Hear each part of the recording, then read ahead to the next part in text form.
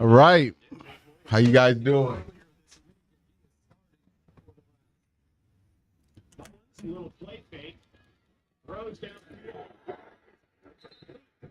Good job, Khalif. Khalif had a rough game last week. You hope he turns it around, has a much better game this week.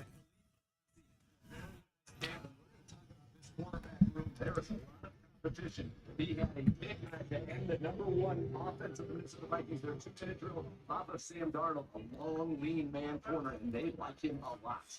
So 3rd and 8 as the Vikings have to Let's get some pressure here. 35, and Mullins will operate out of the shotgun. Vikings going with their second unit as well this afternoon. All right, got some pressure. 1-on-1. Oh, great catch. It's on Cam.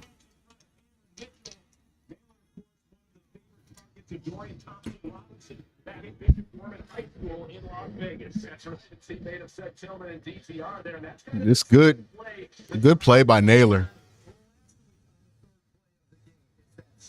Cam Mitchell was in a good position there, just didn't find the ball quickly enough to dislodge it from Naylor. So Minnesota with the ball on the Browns side of the field, and that is a quick pitch. That is There it is.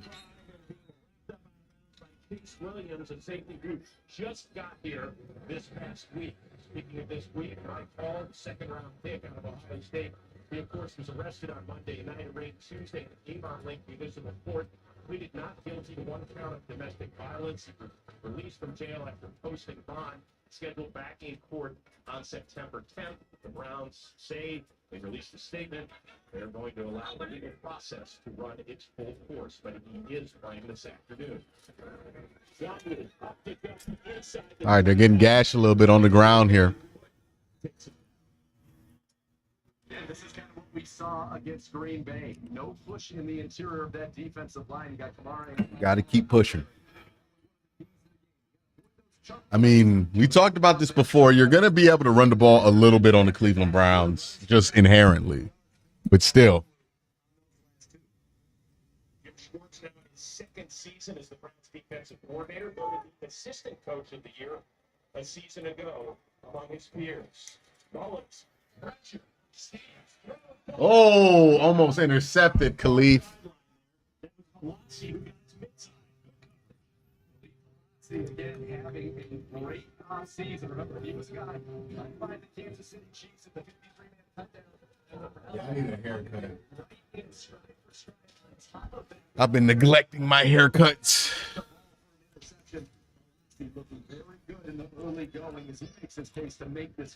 My barber moved like 2 miles out the way. It's been the worst thing for me in my haircuts. 3rd and short. I don't love the speed off the line of scrimmage, but some pressure there. 1st down. I mean, some of this looks like it's at half speed because we're watching 3rd string.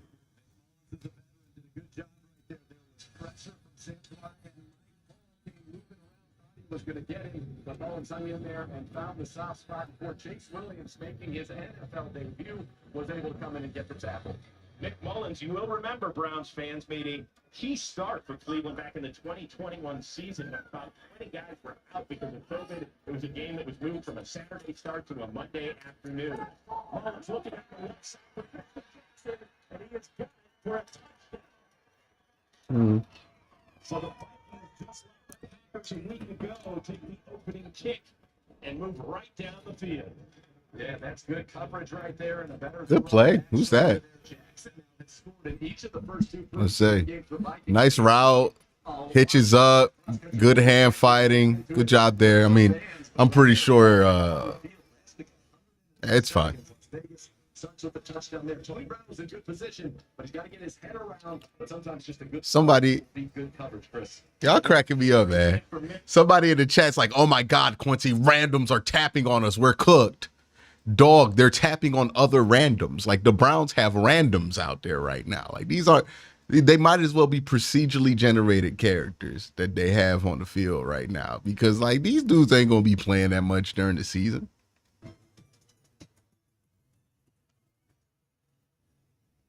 again, what you want to see in the preseason is not really anything to have to do with the result. The results of the preseason mean absolutely nothing. Like, it's nice that you see a player that you like play well, but it doesn't overwhelmingly indicate that that player is going to be great or that things are going to go that player's way during the season. The only thing that matters in the preseason is looking at some of the processes that's going on in the preseason, right? Is the play call getting in smooth? Is the defense getting the right personnel out there at times? Are they having a hard time getting personnel on and off the field? Do the players know what personnel packages they're supposed to be a part of? Same thing for the offensive side of the ball, right? It's more about the operation on the sideline. The preseason is really for the coaches and the sideline staff more than it's for anybody who's playing. Like, for those players, it's just extra reps in practice. But if we're looking at how we're going to project this team, nothing about what we're going to see today is going to affect any projection of the Cleveland Browns. One win or one loss, or one way or the other. Like, it's just not going to be that. That's not what this is about. You know, that's not what's here to watch. Again, we're talking about dudes who are maybe making the practice squad, getting cooked. Who cares? Right? Like, it is what it is. There should be no panicking because, like, the second team or third team defense looks bad against the Vikings. That's not really a great indicator. We know that the defense looks completely different with Myles Garrett out there. So, you know, just some things to calm us down just a little bit. Make sure y'all hit that like button, though. Would love if y'all hit that like button. That like button makes sure that the algorithm boosts this up and that we can get more viewers on this channel and more people in the chat to talk to. So make sure y'all do that. Hit that like button. We got 300 in chat. We should have at least 300 likes, right? Make 215. We should be at least at 215. You feel me? Let me try to set up the scoreboard. Set it up before the game, but now Chrome's not working.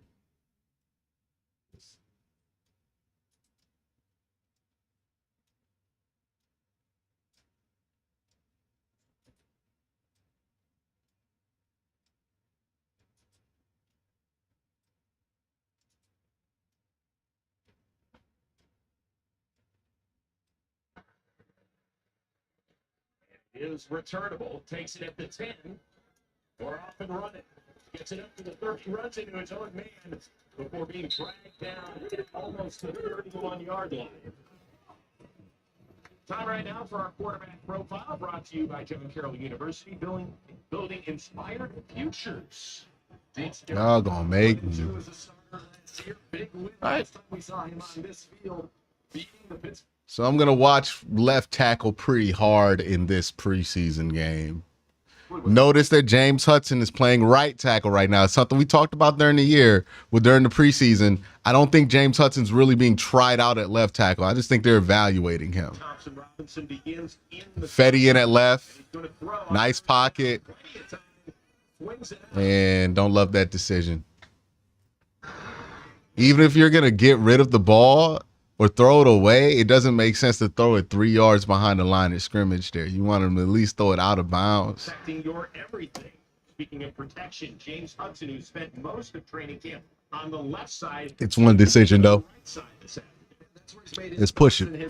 I want to see DTR. Like, I don't care if DTR doesn't have a great completion percentage or doesn't have a great passer rating in this game. Just, I want to see him really try to push the ball downfield. There it is. Like that. That's exactly what I want to see. That's what he should be working on all preseason, right? I know you could do the short stuff. We know he can do that stuff well. What we need to see him improve and what he needs to get better at is using the middle of the field and getting down there. Now, he should have probably hit that seam on the numbers. But good ball. Love to see him throw it downfield. Second game as the new Browns offensive coordinator. Spent the last few years in Buffalo working with Josh Allen and, of course, Cam Newton before that with the Carolina Panthers. Three receiver set. Good run. Not find any space before he is wrapped up. Man, how do I describe Pierre Strong in a way? He's like a Jenga block with wheels. Like, he can go one direction well, but if he stops, he can't cut down. He's just a weird athlete, man. You've got your puller's got to get out there cleanly. He did it, so the edge wasn't set. All right, 2nd and 10.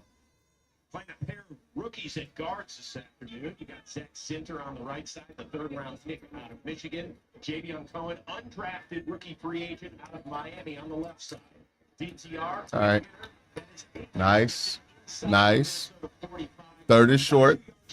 This is a guy, I think 2023, a frustrating season with him. Career low 15 catches. Yeah, just 132 yards. Year before, he was over 500 and averaging 13.4 yards a catch. I was talking to Kevin Stefanski about Akins, and he thinks some of the changes in this offense will certainly suit him. Just let him go play receiver. That's what he does there, and now you got a 3rd and short. Browns have to get it close to the Minnesota 42. And they'll run it strong. Go for it. Go for it. Maybe back to the line of I've seen enough of Pierre Strong, man. Crosses the 4th down, which during the preseason is an automatic go. Yeah, that's an automatic go, and that's a little disappointing. The Browns not able to get that push. You got a Fetty over there with Javion Cohen, a Fetty, a former 1st-round. Was it a push? Seahawks in 2016. Like, can you show a replay? I want to see if it was a push or if this was Pierre Strong not going where he's supposed to go. I'm going to have to look at the all 22 of this one. The rookie split left, 2 receivers to the right, and Pierre Strong remains in the backfield. Robinson's going to throw it. Good catch. Oh, stay up, Jamari. Stay up, Jamari. Just want to talk about Jamari. Nice. The rookie does the rest. You talk about tight window throws, Chris. It doesn't get much tighter than this. Detail in between 2 Vikings. Threat shakes off. It's a nice block there from Akins at the top. Looking around, gets inside. Good, strong hands. That was one of the concerns. Couldn't catch the ball cleanly. You struggle with that kid. Well, he caught that one very cleanly, and a huge conversion on 4th down. Jamari Thrash spent 4 years at Georgia State. Then he moved on to Louisville. 3 catches a week ago for 43 yards and off to a fast start this afternoon. DTR trying to keep the play alive. Goodson rolls right. It's throws it. Whoa. Oh, wow. Pass interference in the red zone.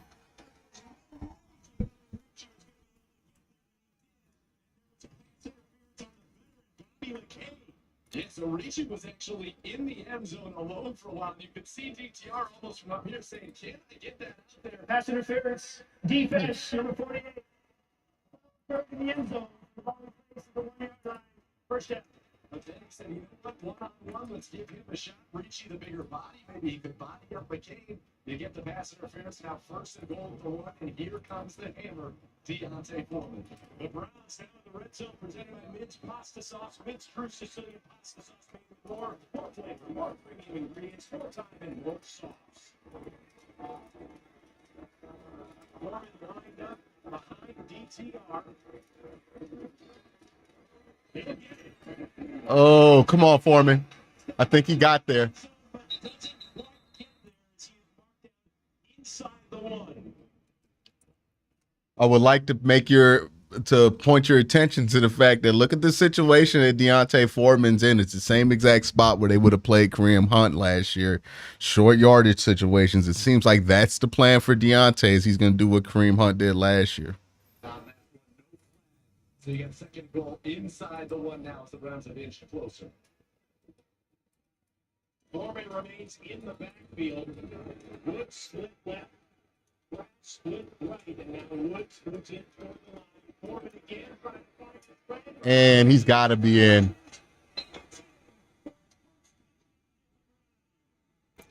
There we go.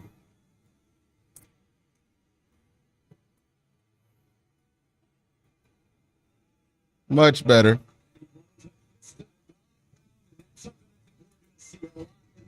Season before Nick Chubb is back. Deontay Foreman again, 235 pounds, wearing 27. We talked about that in the pregame, Chris. In that Kareem Hunt role, remember last year, Kareem Hunt All right, Nathan, say what I just said. There we go. Foreman in his first action in the uniform picks up a score early in the first, and the Browns have answered the call from the Vikings.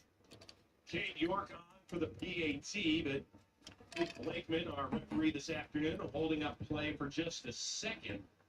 What's going on? And now we're going to get things going. Rex Sunahara, by the way, picked up yet again the pride of Bay Village. We got 400 in here. Make sure y'all hit that like button. Chance to long snap this afternoon while the Browns press their Charlie Hewlett. York last week 1-for-1 on PATs and also connected on a 55-yard field goal. Good snap, good hold. Nice. There it is. All right. That's better. So what I like there, I like the DTR getting downfield. Would love to see more chunk plays from the run game, especially if Deontay Foreman's going to be in there, right? I want to see Deontay Foreman be more productive than like Pierre Strong. I would like to see them give Deontay Foreman way more carries just to see what he looks like once you get him into the rhythm of it.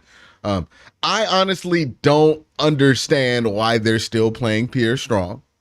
I don't even get it from an evaluative standpoint because, like, what more is there to know about Pierre Strong? The book's written on him. I think he is what he is, and what he is not good enough. I'd rather see more from Deontay Foreman and, like, Aiden Robbins and whoever else is on the roster than more of Pierre Strong. Even if he's not technically the worst option there, they're just players who I think could get more use out of those snaps. But DTR moving the ball downfield, much better. The procedure on the sideline, much better. You notice the Browns got in and out of play calls, in and out of personnels, pretty smooth. All of those things I think looked pretty good. So I look disinterested when he kicks the extra point. It's an extra point, dog. But I like the procedure being a lot smoother. You saw the offensive line look a lot better. Again, the performance stuff not going to be as important as the procedure stuff. And I think that I like that. Well, not that I think I like. I know I like that the Browns were much better in those areas in this drive than they were in any drive that they had last week. So nice to see that improvement. Nice to see them finish a drive and get a touchdown. Nice to see all of that. Want to see it continue.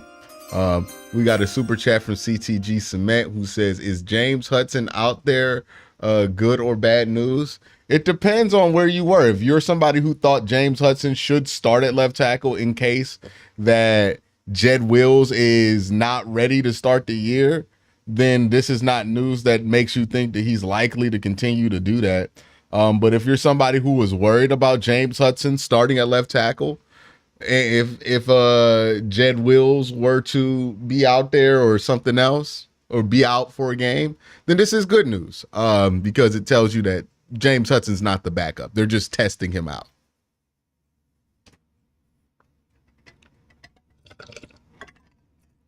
And thank you for the super chat, CTG.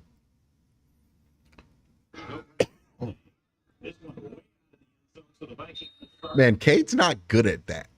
He's not good at hitting that landing zone. Again, the accuracy stuff with Cade. The official guard of the Cleveland Browns. Aditi, good afternoon. Good afternoon, gentlemen. And as we sit here and we talk about the special teams play, we would be remiss if we didn't talk about Justin Harden, a new addition this offseason. The special teams ace came from the Jets, but he's a Cleveland native, and he loves Cleveland so much.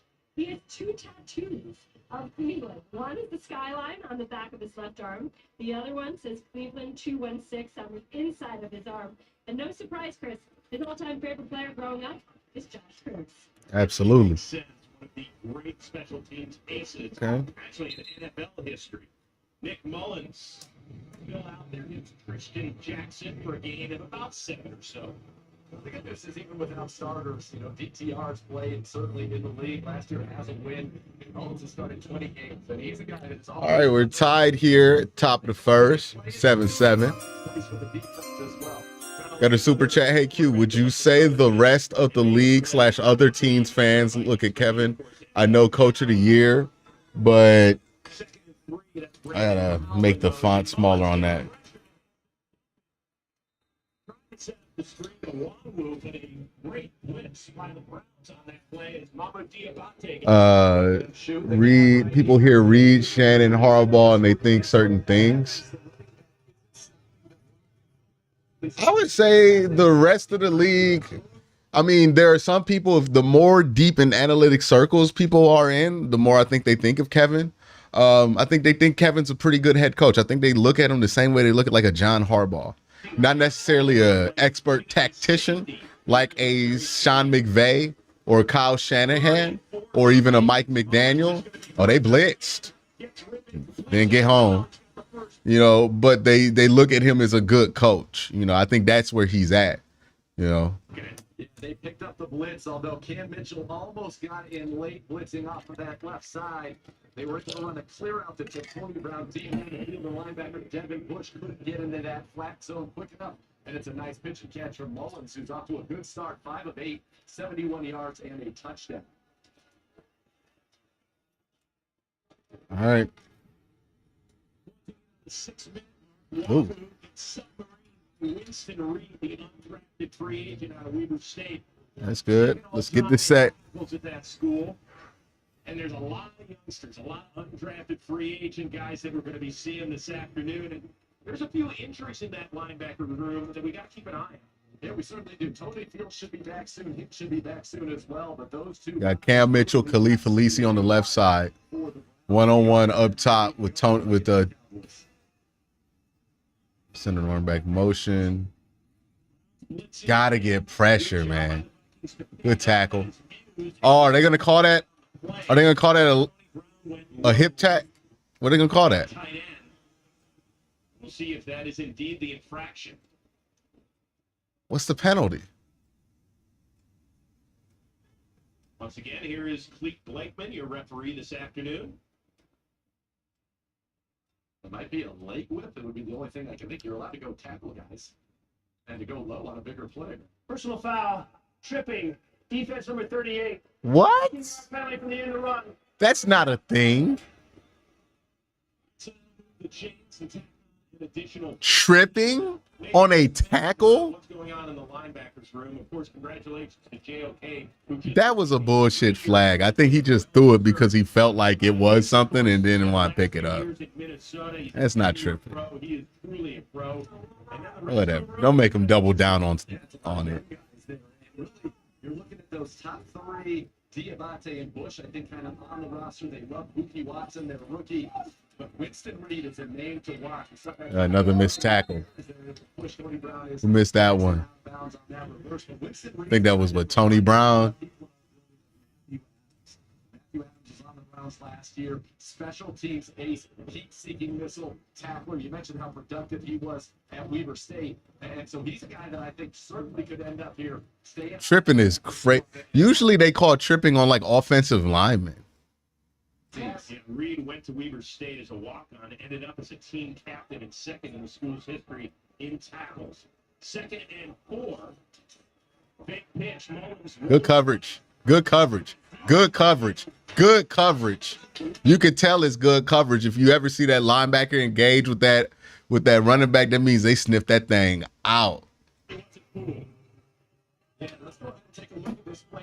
you could tell. Look, watch on this reverse action when they show you the replay. What you want to do is watch the second level here. If that second level is able to chase after that running back, that means that safety can creep up. You have the deep safety over top, and that means that it's all shut down. Like that play is basically 3 levels, right? And if you have that second level cut off, there's really not much that quarterback can do in that situation unless they're an athlete. They send House again, get pressure, and then they get an incompletion. A little bit better there. Like it. Shelby Harris getting home. Yeah, Shelby Harris, the most accomplished guy on the field, I think, right 3 carries, 0 yards for the Browns run game. 1 touchdown. The field, quarterback fumbled the ball, recovered by his teammate at the 23-yard line. 4th down. What? Okay, so they didn't call that an incomplete pass. Wait, how was it fumbled and recovered by the Vikings? The Browns recovered the ball. Yeah, okay, thank you. It'll be their ball, first down. Okay, dude. These refs are definitely in preseason mode. My God. Chase Williams. Yeah. Joining the Browns. Look what I found. That's not a fumble, though. That's not a regular season fumble. That is absolutely not a fumble in the regular season. That is, yeah, that's not a fumble. That's not a fumble. His arm was clearly, it's clearly going for it. There's no empty hand. He pushed the ball for it. That was not a fumble. It's the preseason. They're not going to give a fuck. Like, especially in this kind of situation where it's not even going to, you're like, why challenge it? But that wouldn't hold up in the regular season. Yeah, make sure y'all hit that like button, man. Yeah, the refs are not great today. The refs, it's the preseason for them too, y'all. You know? The tripping call was nasty. I don't understand that. I got to get so much stuff for the stream, y'all. My happiness starts here, and the softest joggers on the planet. How many pairs of Jacobus boots is too many pairs? Not sure. How much fun is too much fun? Find your next pair or two at Jacobus.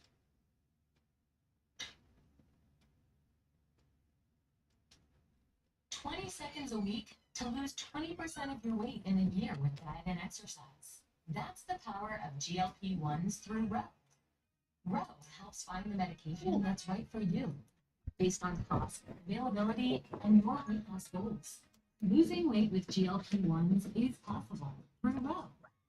Connect with the provider today at row.co/coaching. Yeah, they called it they called it not a fumble. That was not a fumble. I thought so. There was no shot. No shot. That's a fumble, right? The ball, like his arm gets hit, yeah, but he still pushes the ball forward.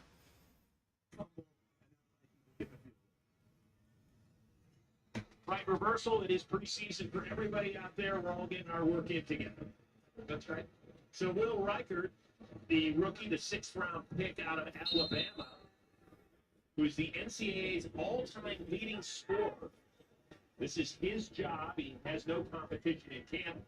From 41 yards out, give Minnesota the lead. He's right down the middle. We will be back in 30 seconds right after these words. All right. So, Get ready, Browns fans. The official Browns fan cruise is back. so far, I think I like what I've seen so far. The first 2 drives, first 2 stabs at the defense. The defense looked a lot more organized on that second drive. They seemed like they had better confidence in what they're supposed to be doing. It's not the first team. It's not even the second team that's out there. It's like you're sprinkling guys in there. But, you know, it's fine. Would love to see some of the younger edges get some pressure here. Like, you know, Isaiah McGuire, where you at? Would love to see you get some pressure. I know a lot of people love you. Same thing with Alex Wright. Like, want to see those guys. I don't think Alex Wright playing. Never mind. But, you know, some of these younger edges on the roster would like to see them get pressure. I think that's the number one thing overall you would want. Offensively, I like what I'm seeing from DTR. Like, this is much more encouraging than what he did last year. And what he did last year had some level of encouragement to it. We'll take it out at the 30-yard line.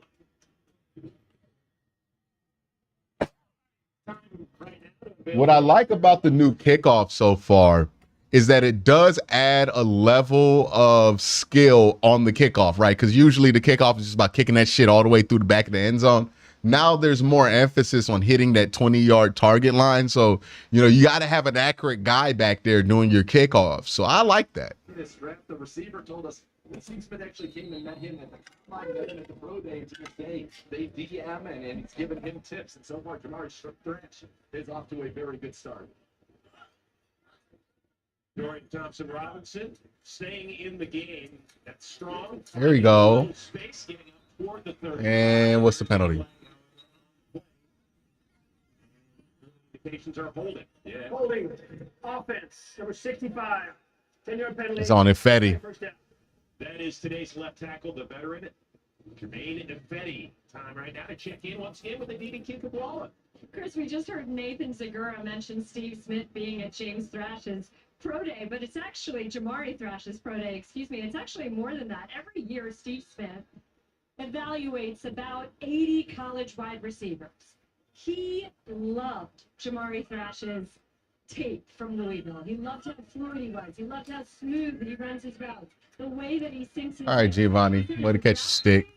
All right, so it's what, 2nd and 15 now? I called Steve Smith to say, what was it about this guy Thrash that so enraptured you? He said, really, it was how much he loves his personality. He mentioned meeting him at the pro day. He said that Thrash was shocked that Steve Smith would show up. Steve Smith said back to him, he says, well, why wouldn't I be here? I heard they got a baller wide receiver, don't they?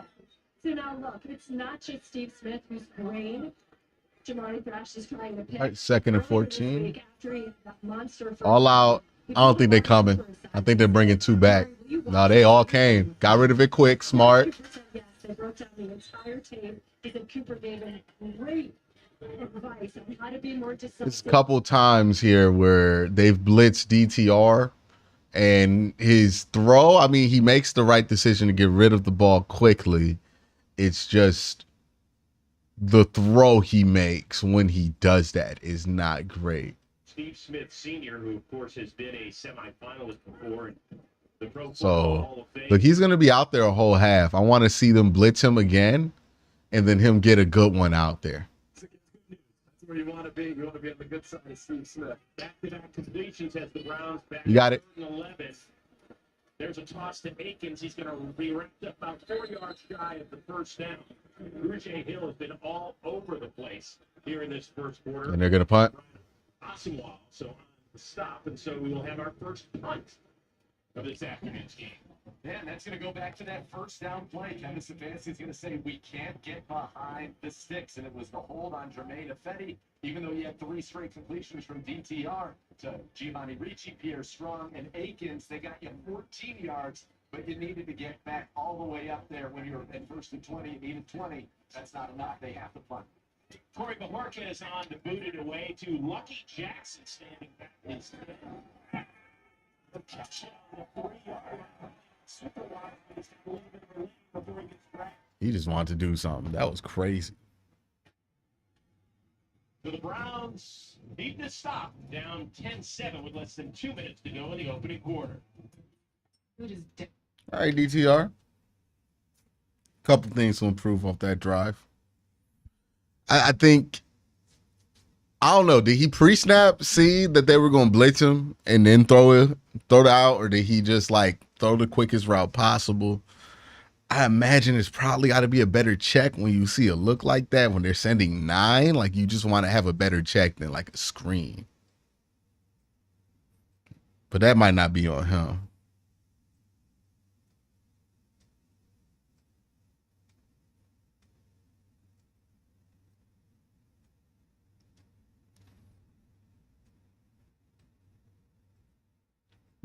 All right, he's 3rd string at best. Good punt.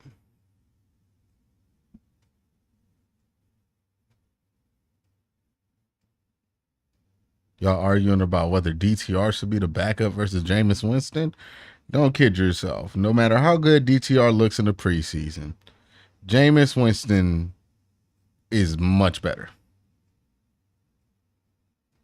Like, don't fool yourself into that. That's silly. That is very silly. Jameis Winston is so much better.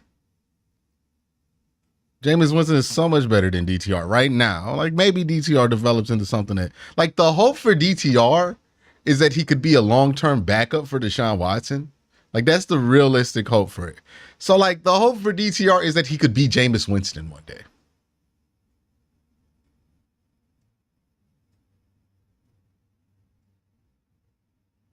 Like, don't do that. Because I've seen y'all do this to DTR. Where y'all hype him up, y'all gas him up, And then DTR has to live up to those expectations, and he doesn't. Then y'all tear him down the same way y'all gassed him up. Ain't no reason to gas him up. He's playing well. He looks like he's going to earn that third quarterback spot, and I think that's good for him. That's all we can leave it at. We ain't got to act like he got to be the backup. Why? Or that he's going to be the new starter for the... No, we don't got to do that. We don't got to go silly with it. We saw what happened when we got silly with it last year.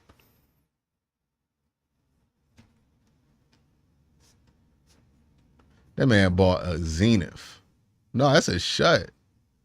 It's crazy.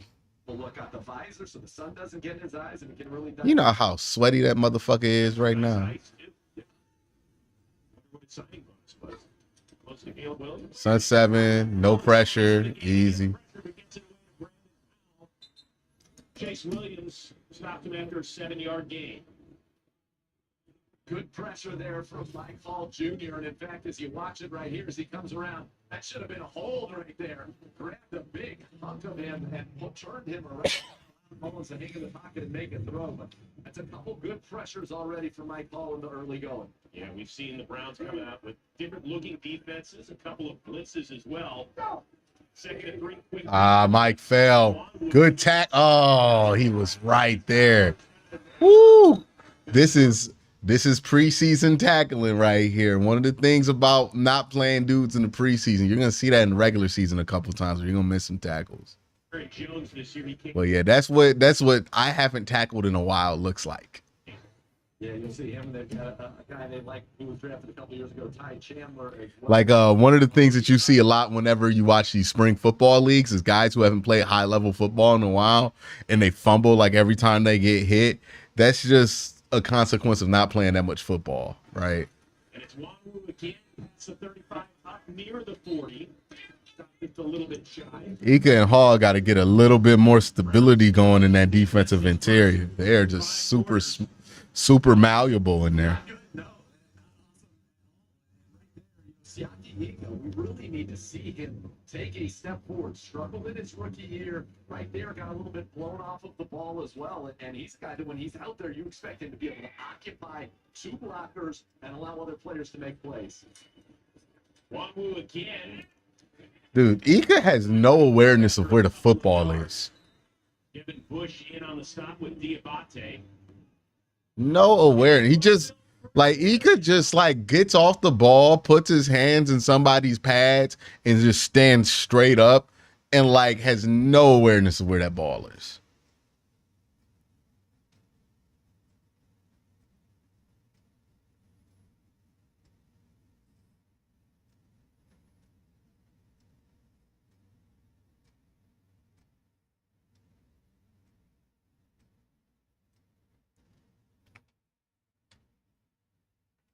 Yeah.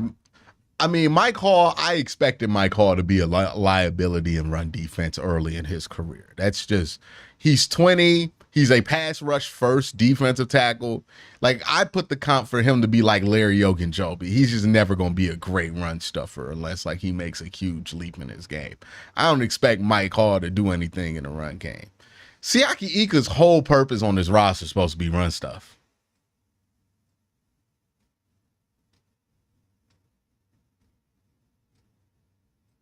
That's supposed to be run stuff. He's supposed to be a run stopper, run stuffer extraordinaire. He's definitely not a pass rusher.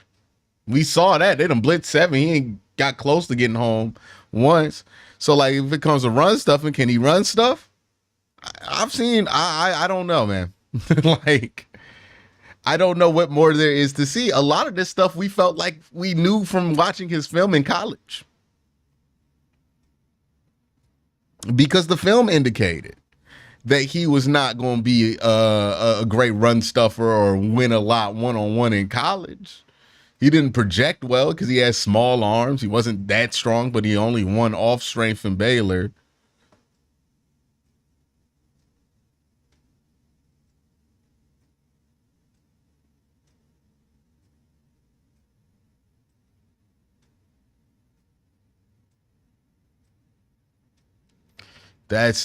That is my whole thing with Ika. Vikings lead the Browns 10-7 at today's first quarter stats brought to you by your local Toyota dealers. Toyota, let's go places. So where do you want to go with this, Nathan Segura? Yeah, I'm going to go right here. 51 yards on the ground for the Vikings to just 3 for the Cleveland Browns. And we talked in the pregame about controlling the line of scrimmage, setting the tone as a run defense and a run offense. So far, the Browns have not done that with any effectiveness. But you'll remember last week was right around this part of the field, near midfield, where the Browns defense stood tough against Green Bay. Let's see. All right, let's get a stop here. Minnesota here on 3rd and 2. Lawrence is gonna throw. Oh, got him. Damn. Chris Williams. No, Isaiah Thomas. Love that. I think he got inside and then swept back outside. Not my bad. He got hands outside. Boom. We came back. Nice.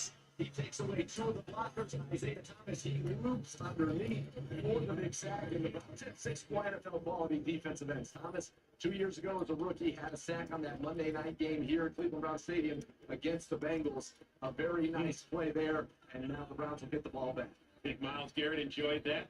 Another great season by him. He's going to top the 100 sack mark. Ryan Wright boots it away. Jalen Dalton returns to his team. Tries to find some space and gets swallowed up at the 15. Being a punt return in the NFL's got to suck, man. The Browns now with their 3rd possession as Dorian Thompson-Robinson will remain in the game. Like that. Hey, like that. Like seeing pressure on the defensive line. Just I wanted more action out there, right? I wanted to see more pressure. I want to see a defensive line look like a little bit more formidable. It doesn't surprise me that happens when you take Siaki Ika out the game. The 5th or 6th receiver on this team. I think David Bell might be in the driver's seat, but that 5th receiver spot he's hurt, so it's an opportunity for Jamari Thrashing. Oh. Free play. No, don't do that.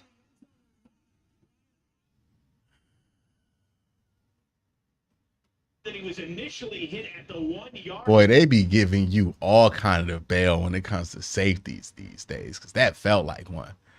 I thought that there was a neutral zone infraction there, because it looked like the linebacker was in the neutral zone pre-snap. Jesus, DTR. I mean, what happened there? I don't know if that's DTR's fault. I think that might be on the line. They did a good job, or they're very lucky. I don't know to say that was not a safety. Well, we about to see him throw 3 of the shortest passes you've ever seen in your life, or just run this shit. Don't call a draw. Yeah. There you go.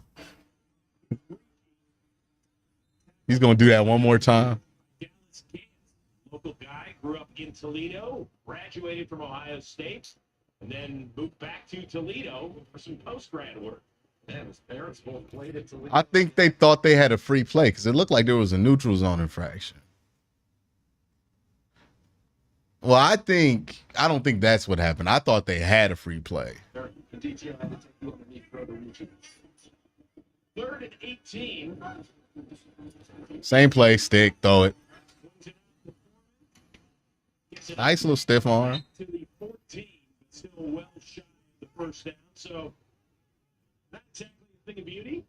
It's got 2 consecutive drives with negative plays on first down that put you behind the.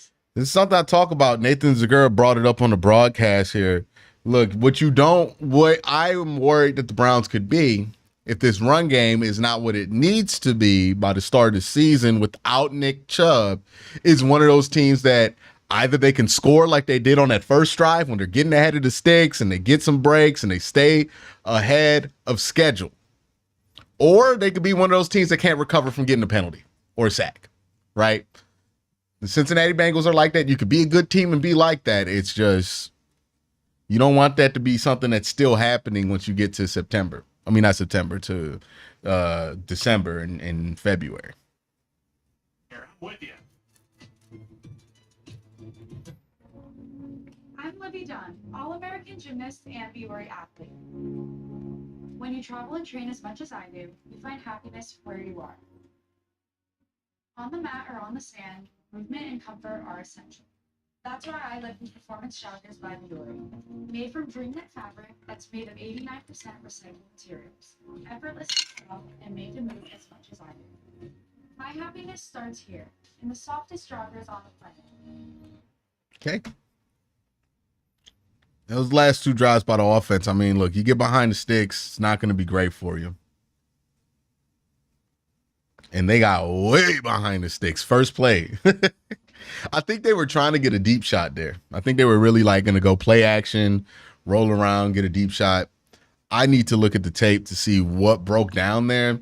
Usually what happens when a boot like that breaks down, like a play action boot like we saw, usually what happens is that the guard on the right side, so Zach Zinter, doesn't get over to protect the blind side fast enough, right? Because usually the protection schematic for that is left guard, pull right, tackle, pull right, center, pull right, right guard, pull to the left tackle spot, and then right tackle pulls right.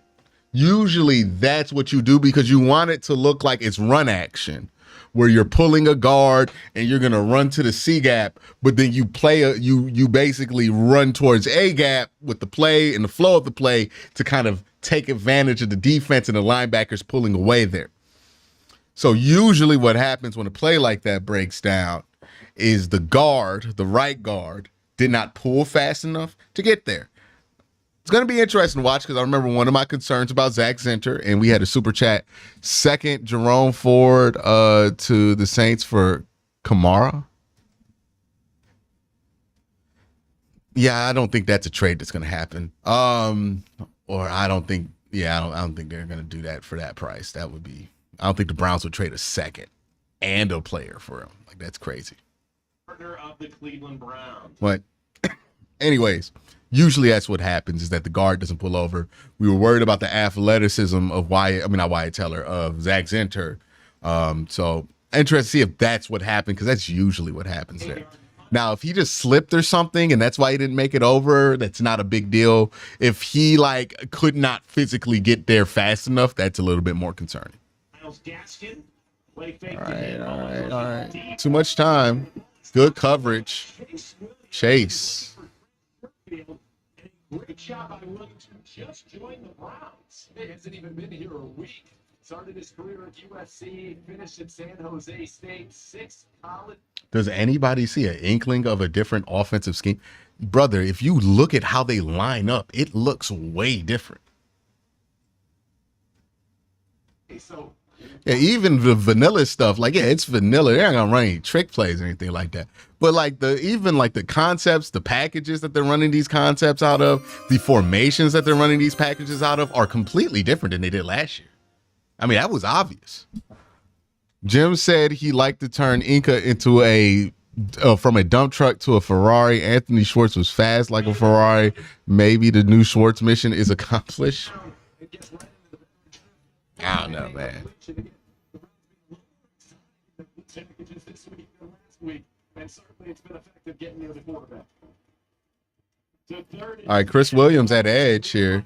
Oh, no, that's Isaiah Thomas. Good release. The linebackers were way too shallow. Oh, he dropped it?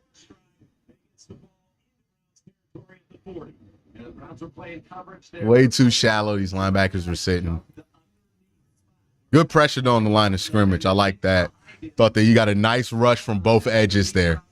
It was able to be fitted in by Mullins for a first down. That's it. A coverage breakdown when you have some of these young safeties out there. And right there, allowed for a first down by the Vikings. All right, Isaiah, let's build on it. Good rep last time. And not a great rep there.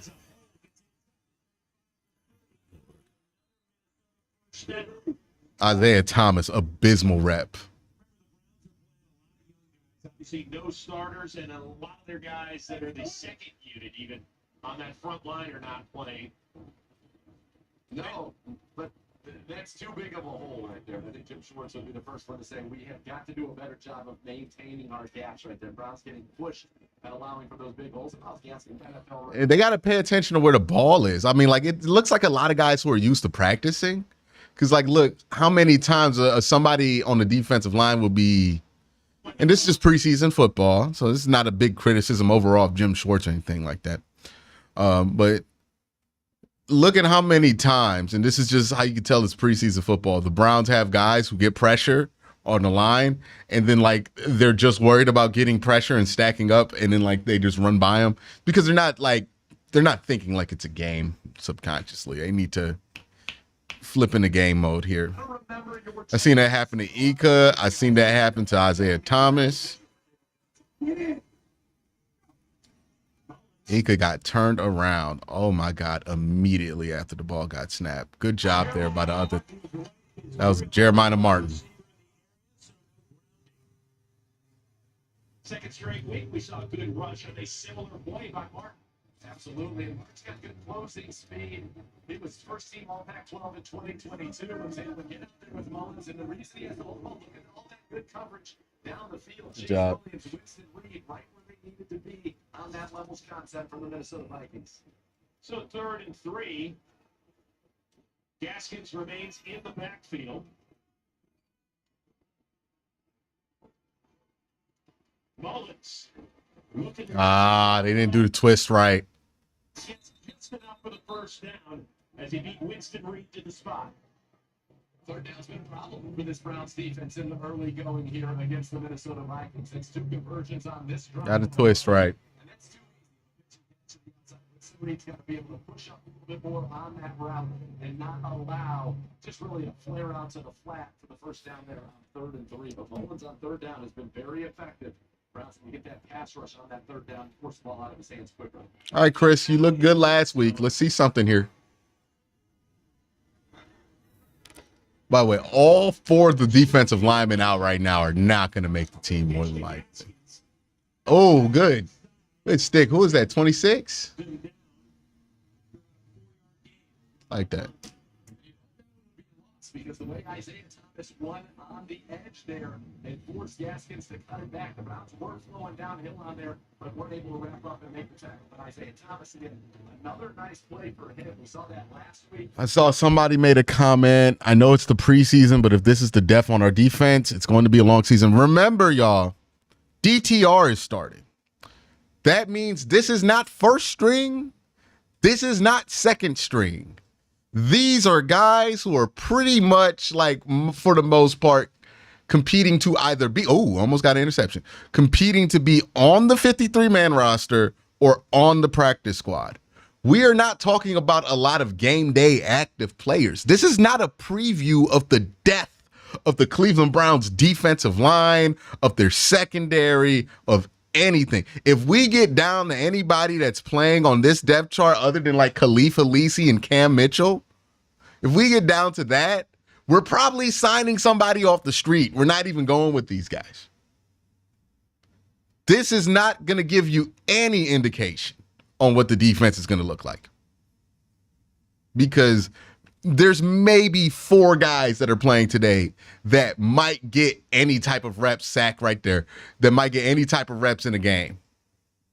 Maybe 4 guys. So keep that in mind when you're watching this game. You don't got to freak out about this being a death or anything of your defense. That was a giant hold. They were at 27. Good Lord. This is not going to give you that, right? Like, there are some players where if they're not playing well, it does kind of matter because they are part of the plan. But a lot of these dudes aren't playing.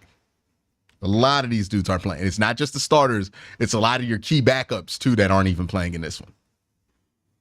It's solid. 7:41 to go here in the opening half. Jeremiah Martin. To keep the Vikings out of the end. All right, DTR, let's get ahead of the sticks and get a good drive here. I want to see them run Deontay Foreman while he's out there, right? Because it's surprising that he's playing. They want to give him the reps, give him some reps, let him run. Let's see if he can get this team ahead of the sticks early in this set here. That's what I would like to see him do.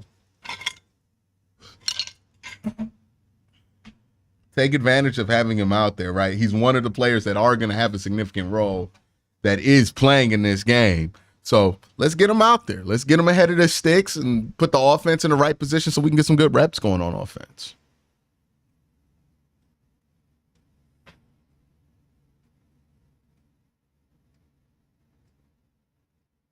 Yeah, I mean, I'm not saying you don't want, just because these dudes are third or fourth stringers or practice squad, you shouldn't want them to play well. Yeah, you want them to play well. I don't give a fuck about that. Ooh, I'm trying not to curse. I don't care about that. It's just, don't sit here and panic in the comment section that the Browns' depth is terrible because, like, Chris Williams isn't getting off of a block. He's not part of the depth of the team. That's not even, he's not going to be in a rotation. You know what I mean? There's a difference between wanting these guys to play well because, you know, they're wearing the jersey. It is a preseason game. You want the Browns to win for sure. And freaking out and extrapolating things from what you're seeing that just aren't there. Just take the game for what it is. You're just not going to get a ton of things here.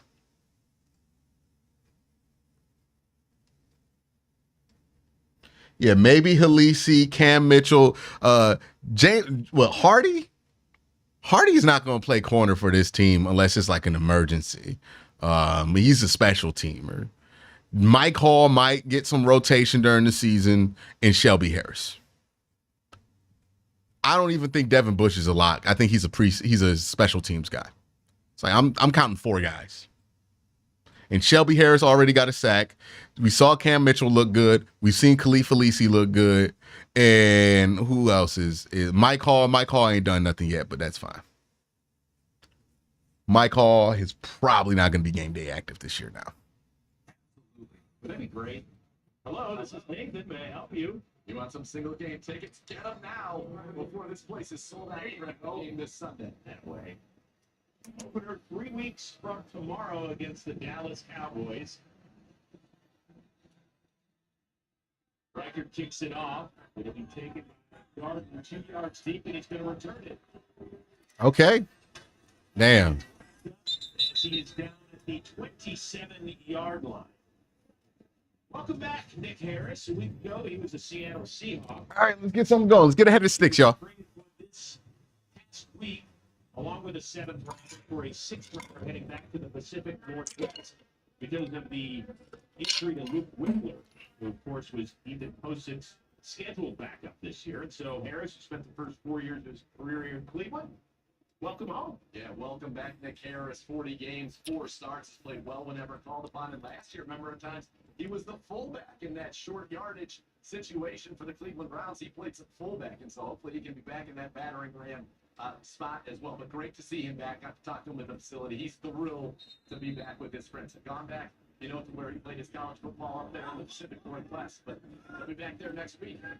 All right. Got Foreman out there. 5 yards tacked up for an illegal formation of the dynamic kickoff. That's better. Foreman gets it up to the 35 before he stops there. All right. Manoa wraps it That's up. better. I think that's the longest run of the day. They could not get him off of his feet, and he's got a different body. They're going to run it again with him? I think they're going to rep him out here. With the Houston Texans, what he's going to bring to this team this year.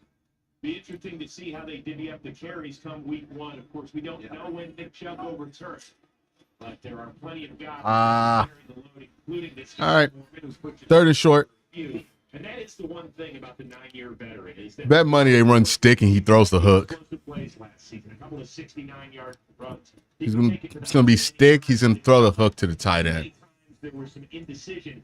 You don't get that out of a guy like Foreman. No, and we talked about that last week when Jerome Ford, you know, had one of the highest percentages of runs that went for no gain or negative yardage. But yes, he had the home runs mixed in. Foreman is going to get you downhill. He knows how to fall forward. And I think against lighter boxes that we'll see in the regular season, he's going to be very effective out of the shotgun, even in early downs. 2-jet. You got time. You could run that, brother. Stay out there. 4th down. Come on. That don't make no fucking sense. Why not? Again, if we watch that play, you know, he may have had Deontay Foreman on a curl route up the right side, and Foreman actually is a pretty good pass catcher for his career. 34 catches, 342 yards, 3 touchdowns, so 10 yards a catch. But Yeah, he panicked on the pressure again, threw a bad ball. All right, DTR, it's a problem for you. We've seen it 3 times in this game. You need to work on that. right? The pressure shakes him a little bit, right? So this is something that we talked about with him, you know, again, not like trying to tear him down, just pointing out things so he can get better, or so we can properly identify where DTR does need to get better. 3 times this game, he's gotten pressured. And when he gets pressured, his mechanics aren't smooth. He starts to rush. His decision making isn't great. Like he forgets a lot of what he's improved on this offseason, right? Which is natural. You should expect that, right? Pressure, bullets fly. It's going to be a little bit harder to do it than when it's a simulated environment. So what you want to see him do next week in the preseason when he's out there, or in his next drive, is fix that, right? Okay, he's getting pressure. He's making better decisions under pressure. Or maybe we wait till next year when he's in the preseason, right? The pressure not bugging him as much, making a clean, clear decision when that pressure comes and throwing a good, clean ball short when that pressure is there. Seems like that pressure getting there really affects him. It makes him speed up all of his mechanics. You notice all of the pressure plays, ball's been high. Ball's been high.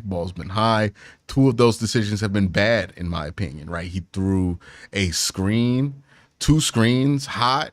I don't love those decisions, especially if you got, like, I imagine you got a slant or something coming across the middle when they're blitzing you out of double mug like that. And double mug is when they have the linebackers both in the A gap. So when you see them linebackers standing up on each side of the center, and then there's 4 defensive linemen on the line of scrimmage, so you count 6.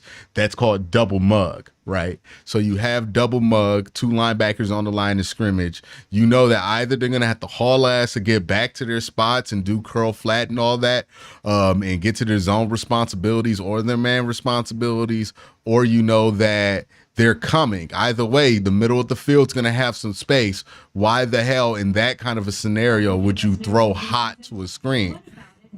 Got to make better decisions under pressure. Change in the personnel groupings, having the guys play different positions, inside, outside, in the backfield. I think just being able to have the versatility for the receivers that make options within the routes. So I think all that just combined with Dorsey and Pittman and their scheming and their thought process and ideas has been really, really good for us. When you let your wide receivers run choice routes, that means the quarterback has to be really, really, really on his P's and Q's too. Has this been a lot of study? Oh yeah, definitely a lot of studying, but that's how I kind of play. I kind of improvise, and I can really adjust on the fly. So I love when they can make option routes and make the right decision because it helps the offense overall. I know you Single love mug. that was a huge smile right there. Yeah, no, definitely.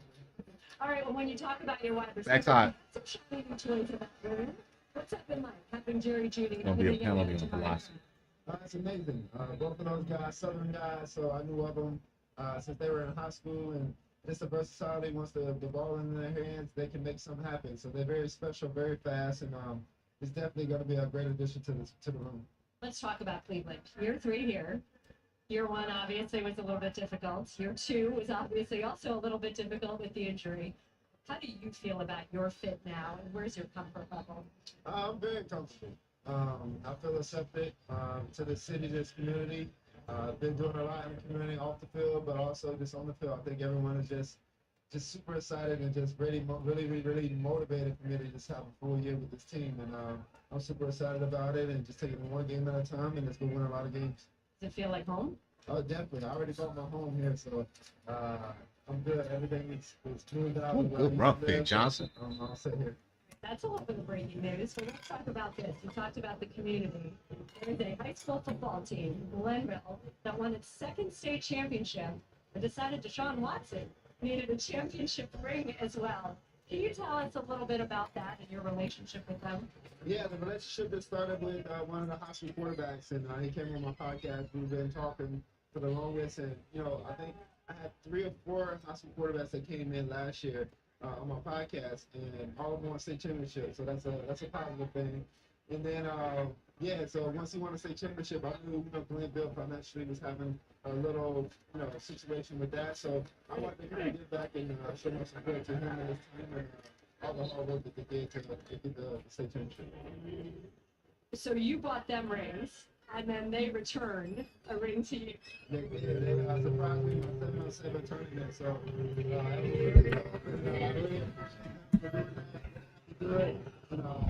it's a nice little ring.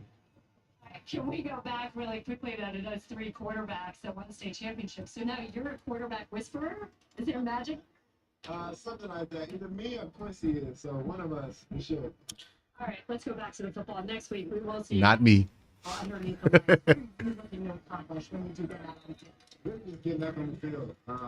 It's been a long road of rehab and recovery from my shoulder. So I'm super excited to go out there and just compete, get back in rhythm, just get the operation down, and just get ready for week 1. So just go out there, play smart, have fun, try to score as many points as I can while I'm in there, and just enjoy it. All right, since I've known you, you've always said that you want to play as much as you possibly can. But where does the lobbying stand with Kevin right now? How much will we get to see you play? I'm not sure, because I think it varies. I think the last few years, I think we asked that question. I was like, here, and then it was less. So hopefully a quarter, and it might be even less than that. I'm not sure. I'll ask one more long-term question. How much have you looked into that matchup against the Cowboys? Oh, it's set in stone. It's awesome. It's something that you hear about each and every day. I know the Dog Pound Stadium's going to be rocking.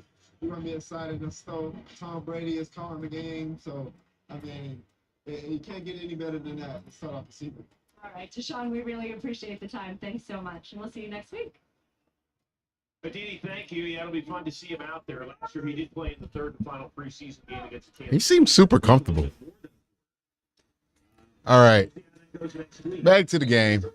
3rd and 7 here. What are you looking for out of Deshaun Watson this year in a new improved offense? It's a massive year for Deshaun Watson. Obviously, the Browns were able to make the playoffs last year with 5 quarterbacks, but you want to have one quarterback, and you want him to reach out. You know what I don't understand? I get why, like, if you have a established starter that you've paid or that you're gonna pay, I get not playing that guy in the preseason. But how the hell did we get to a point where, like, Sam Darnold doesn't even fucking play in the preseason? Like, what you protecting yourself from? What, Sam Darnold playing? Like, you already playing a backup. You might as well have him playing the preseason. Get ready. Let him get ready as close as possible. Get some pressure. There you go. Like it. Isaiah McGuire got in there. The big segment. It's the Deshaun Watson we need, Chris. Browns with their 3rd sack. All right, 2-minute drill. You know Kev loved them 2-minute drills. Let's get it out there. Let's get a nice little 2-minute drill, DTR, to close your timeout.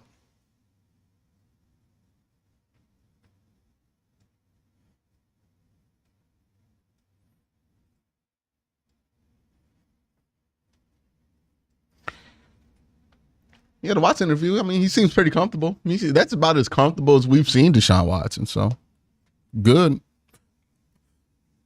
But, also, we'll see what he looks like on the field. I think he's probably going to look fine.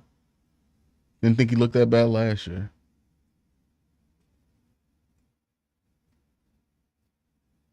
I want to see the offense. Hold on. Yeah, I want to see the offense put together something here. Nice little 2-minute drill. All right, it was nice to see them get a couple 3 yards to carry on one drive. You got to see a little bit of Deontay Foreman. I wish they do a little bit more with Deontay just to see what he could do if he was more of an every down back for this team. But it seems like they have Jerome Ford pigeonholed. Well, not pigeonholed, but handpicked for that spot if Nick Chubb's not going to play. So that's what they're going to do. But yeah, man, the benching dudes in the preseason, I feel like it's gotten crazy. Like, it used to be that you only bench your certified stars. Like, Myles Garrett would never be playing in the preseason. That makes sense. Deshaun Watson not playing, Nick Chubb not playing. All these, Denzel Ward wouldn't be playing in the preseason. That makes sense. But we've gotten to the point to where, Elijah Moore doesn't play in the preseason. What the fuck is that? Gotta stop cursing. Gotta stop cursing.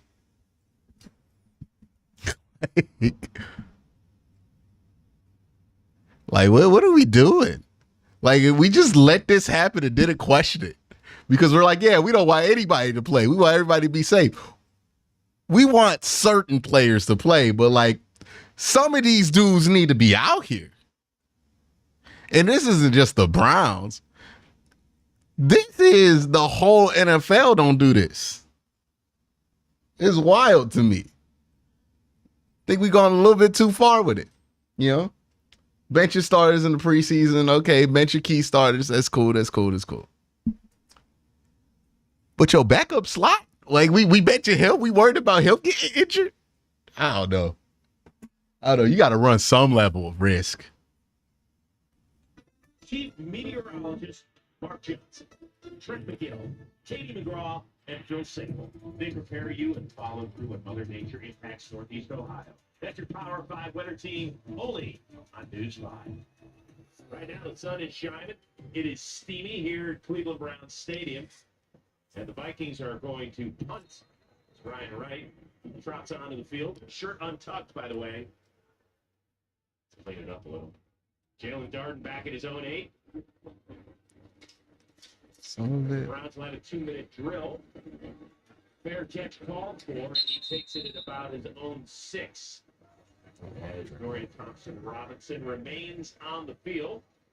Just heard Deshaun Watson with our Aditi Kinkabwala. You wanted to finish your story about Baltimore? Yes, we came out and he said, I feel like me again. And everybody on the team felt it. And there was kind of a vibe around the buses before we departed Baltimore that day. There was, this team can do it. And you talked to a Rodney McLeod, you talked to a Zadarius Smith, you talked to a Shelby Harris, say, why did you want to come back? All right, come on, offense. Get something going. You got 3 timeouts. Let's get a 2-minute drill going. Let's see that tempo. I know the Browns been working on tempo a lot. How the fuck did the ball get all the way back there? This read and react type of an offense is going to suit him a lot better than some of the rhythm-based timing things he had to do. And we started this broadcast talking about James Hudson. And James Hudson, Chris, he'll afford to lose another tackle. James Hudson down. He's been working primarily on the left side while Jed Wills recovers from knee surgery. I think it's a stinger. He is moving over to the right side. Fetty's been working on the left side. Keeman Dennegy is in there right now. Yeah, I think it's a stinger. Yeah, you don't want to see that. Looks like Adeniji is going to come in at the left tackle spot, and the Browns are going to kick Fetty over to the right side now with Hudson going to the sideline. But, you talk big picture.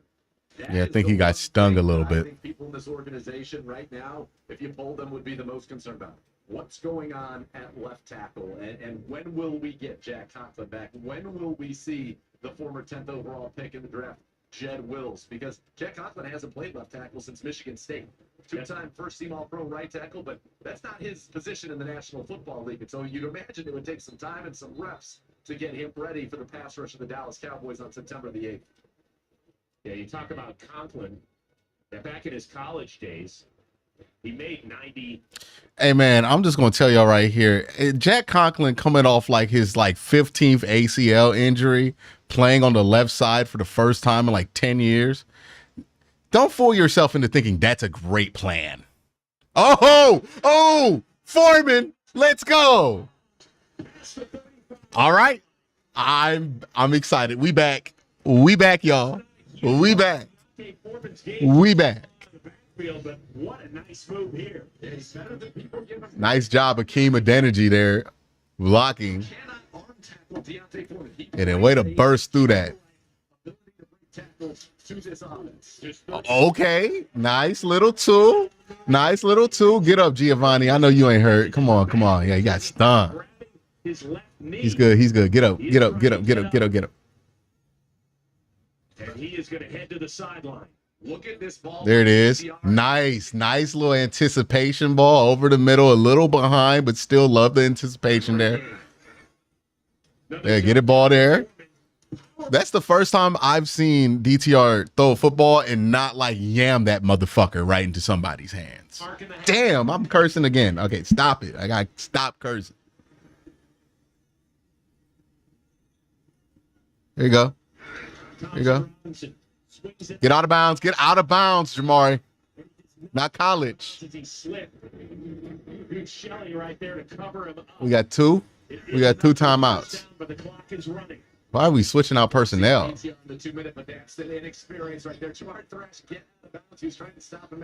All out. Oh, still, again, look at the situation. He got all out blitz there. He knows it. That's why he's frustrated. It's fourth time this game. He's been blitzed all out, and then he misses high, or he doesn't make a good read, or he doesn't make a good decision there. So that's something he has to work on. Two throws from those quick outs there, but he absolutely can try to widen them out and hit a tight end, whether it's Zaire Mitchell-Payton or maybe Jamari Thrash in that slot over here on the right side. Get him into the middle of the field against those two deep safeties. The middle of the field's open. You move in the middle of the field on us again, there, Segura. I was trying to. Empty backfield. Pressure, throw. Oh, By the Vikings. damn. Well, had some momentum there. And the Vikings thwart. Was that a tip ball? We just got off. Let me see what happened there. Drop there. It's a bad ball. That's on DTR. That ball's behind. Yeah, it's behind. That ball needed to be just out in front. It was a good read. He had the right guy. Yeah. You'd like to see that caught. Still very much hitting. He's got to slow down the decision making sometimes. I think that's the biggest issue DTR has right now. When it gets fast out there, it gets super fast to him. It still hasn't slowed down to him. And when he gets blitzed and sped up, it's still too fast. He's got to process it. He's got to slow it down. That's definitely his fault. Yeah, he threw it. It got off the wrist of the wide receiver, but come on now. He's supposed to make sure that ball's ahead of him. When you throw over the middle of the field, you can't be behind. It's rule number 1. You got to throw that shit in front of him if you're going to throw it over the middle. You got to be that's on the quarterback. Who has played the entire first half for the Vikings is going to end up taking a knee, and take that knee. Let's take this in the second half, first half. Fun-filled first half. Pair of touchdowns. Ball got moved all over the place. Yeah, so Got to see some all in all, we'll talk about it. As well. And Kevin Stefanski and the Browns will start with the ball in the second half. We will try and get an injury update for you on offensive lineman James Hudson. Have some interviews with Aditi Kinkawala in the second half as well. DTR, a solid, if not spectacular, first 30 minutes of football. We expect to see Tyler Huntley. What is he talking about? Spectacular? Before we head to halftime, Aditi Kinkawala with one of the Browns coaches. That's right. I'm standing here with Special Teams Coordinator Bubba Ventrone. Bubba, this entire preseason, we've been talking about the new kickoffs. Obviously, nobody's showing anything just yet.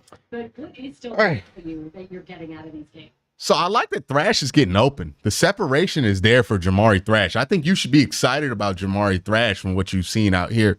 Now, again, he's going to be getting the 6th wide receiver spot. He's not going to play a ton this year. But Jamari Thrash getting open, good sign. Really good sign there. Set a 12-minute timer. So Jamari Thrash getting open, good sign. Love that. Like to see that. That's good news going forward. Second thing that I think is good is that the offensive line play has been much better. Now, again, you're not getting tested that much by the third string of the Minnesota Vikings, but it's also your third string, and you're seeing better performances from some of your young guys, Zach Zenter, Nick Harris. I think he's been pretty good out there, and in both your tackle positions have been better too. So nice stuff there. Like that we're getting a lot more pressure from this defensive line. It's more along the lines of what I want to see. It looked pretty safe to play quarterback against the Cleveland Browns last week. Want to see them get pressure no matter who's out there. Like that we're seeing them get pressure. Mike Hall's doing a good job of getting consistent pressure. I think Isaiah McGuire is getting pretty consistent pressure. And I think Isaiah Thomas is getting pretty consistent pressure. DTR's been up and down for DTR. When they're ahead of the sticks, when he can be on schedule, he can do a lot of the stuff, and he's getting the ball downfield a little bit more often than he did last year. I think he's made some really nice throws in the last 2 weeks. The big sticking point for DTR is, though, when he's been blitzed all out 4 times in this game, I counted, right, where they just sent a double mug or a all-out blitz look even pre-snap before it. And every single one of those plays, he has not looked good in. right? Where he's missing, he's not throwing the ball well, he's making a bad read, he's making a rush decision. Sometimes the blitz isn't even successful and he makes a bad read like he did on that mesh look where he just had the rail there if he just kind of waited and surveyed the field and looked at what he's going at. That is a problem if you're DTR, right? Because these are the reps you're going to get in the preseason that you're not going to get during the regular season or in practice, where they're really trying to get after you. They're really trying to pressure you. So for DTR, if you're looking at something that you want to see be improved for next week, that is number one with a bullet. When he gets blitzed next week, when he gets pressured next week, he has to make better throws. He has to make better decisions because that seems like it's been a problem for him this week, and it's been a problem for if you watch his tape last week and the week before. So you want to see that improve. It's nice that he's making progress on some other fronts, but you're seeing some other issues where if like, hey, if he had to play in a game, if I'm Pittsburgh, I'm just going to blitz him. He's going to make a bad decision. Right. I like that he's going over the middle more. And look, that interception he threw was his fault. It was late. It was behind over the middle. It's his fault. But I like that he's trying to do it. Right. I like that he's trying to take some pressure off the football. I like that he's not just doing the same things that worked last year. I would rather see him make mistakes on things that we had not seen him do well last year than him dominate by doing the things that we know that he's good at. Because the other teams know that he's good at it. And if he plays in the game, they're just not going to let him do that stuff, right? His bag has to get deeper than that. And right now, he needs to get better at throwing the ball deep. I think he's been doing that a little bit better this year. I think we've seen some nice stuff, but the pressure stuff needs to get fixed as well. Like right now, I don't know if I'm at the point to where I would play DTR if I were down to my third quarterback. I think I would rather go with Huntley because I think Huntley will handle that stuff better and run the offense better than DTR at this point. I think DTR has more potential. I think you roster DTR, but I would pull Huntley off the practice squad to start over DTR. If you understand what I'm saying with that mechanism and how that works, that's how it uses. So DTR would be number 3 on the depth chart going into the season. But if you got to number 3 on the depth chart, you would activate Tyler Huntley off the practice squad, or he would very likely be on the roster at that point. If after Jameis Winston, I would rather go with Tyler Huntley in a game than DTR because right now DTR has potential, but some of the stuff that he struggles at kind of break the game for him, right? And he's not going to be able to put a successful game plan together because the blitz stuff, it bothers him too much, or the downfield stuff, he's not there yet. He's getting better, but he's not there yet. So I think he has a ways to go before he could even be considered to be the backup, or even the active player on if we get down to the third quarterback. And hopefully we don't end up in that situation again. But some improvement there. Still some areas where I think he needs to improve. Mixed bag for DTR. I think that's a fair way to put it. It's a fair analysis of that. Defense has been good. Fine for what it is.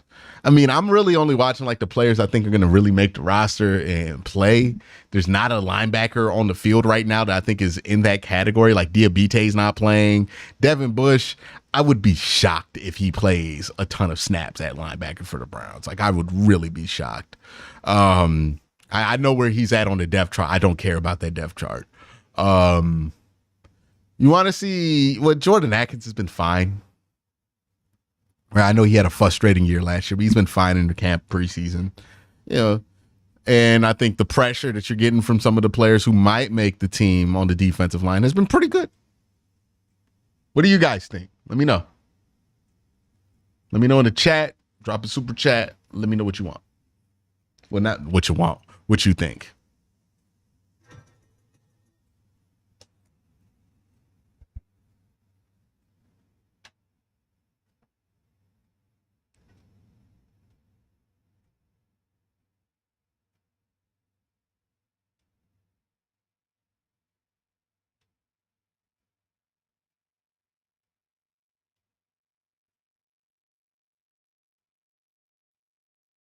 I need to get one of those, like, there's like a thing you could get that can put like a bleep when you say a cuss word. That'd be a nice thing. Huntley's not PJ Walker, but Huntley's PJ Walker plus. Yeah. I think it's going to be hard to sneak him on. Like, I think the Browns legitimately feel like they can sneak Huntley on the practice squad. I think that's not going to be as easy as they think. We'll see. We'll see. I got to use the restroom.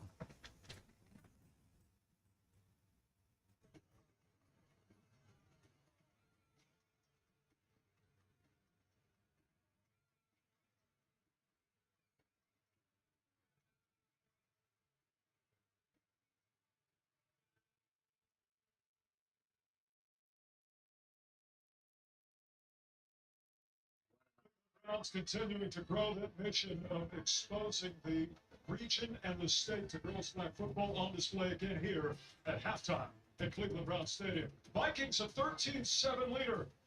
Half number 2 coming your way next. Can you give this board to Tony Hawk? FedEx presents Tall Tales of True Delivery. So I actually got it to Tony. Wow. And he even sent one back. But in the future, I'm gonna need an address and a zip code. We did this for Skateboard. See what we can do for your business. FedEx. A promise is a trust not to be broken. Whether spoken with an oath or sealed with a pinky. And after 100 years, we're still taking care of the military community and their families. That's our mission, always. Pizza Hut just changed the combo game with the new My Hut box. Starting at $6.99, it's the ultimate solo meal. Get a personal pan of pizza or melts and your favorite side. A combo like you've never comboed before. No one out-pizzas the Hut. A hacker doesn't always look like a hacker. A hacker's at home everywhere.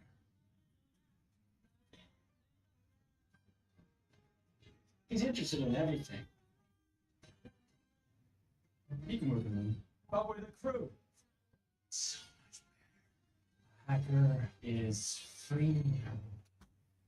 With Cisco, protecting your business from cyber attackers is simple. If it's connected, you're protected. We're here to enjoy some crisp barefoot Pinot Gris.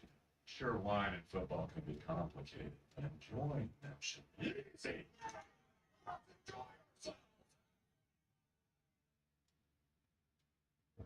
That TV, it's like we're in the game. I know. We had Best Buy install it. Easy. Bigger's better. So we went big with everything.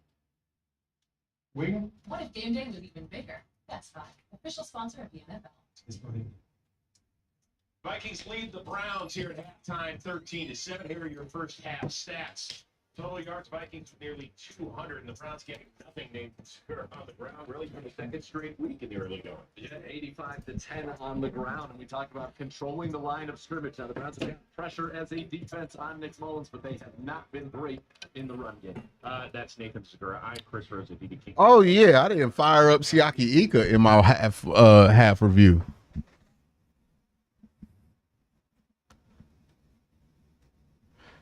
Yeah, Siaki, man, this is concerning, dog. I don't know how else to put it other than, yeah, Siaki Ika, you should probably be concerned about that. I don't think he's going to play, and I don't think the plan has been for him to play, and I think the Browns kind of gave up on him halfway through last season, so it's not like they're not prepared for if Siaki Ika doesn't play well, but yeah. And only scoring drive of the half. Yeah. Who is my surprise cut from the team? Oh my goodness says you gotta love the scrub bowl. Hey man, I'm just a fiend for football, so I'll watch any football they put on screen. I'm about to rewatch a bunch of other teams' preseason games. Debut with his first rushing touchdown. We talked about the defense getting some pressure on the quarterback, and here it was Isaiah Thomas with the sack. Chris Williams would get a sack, as would Jeremiah Martin right there, as they would get to Mullins 3 times in the first half, Chris.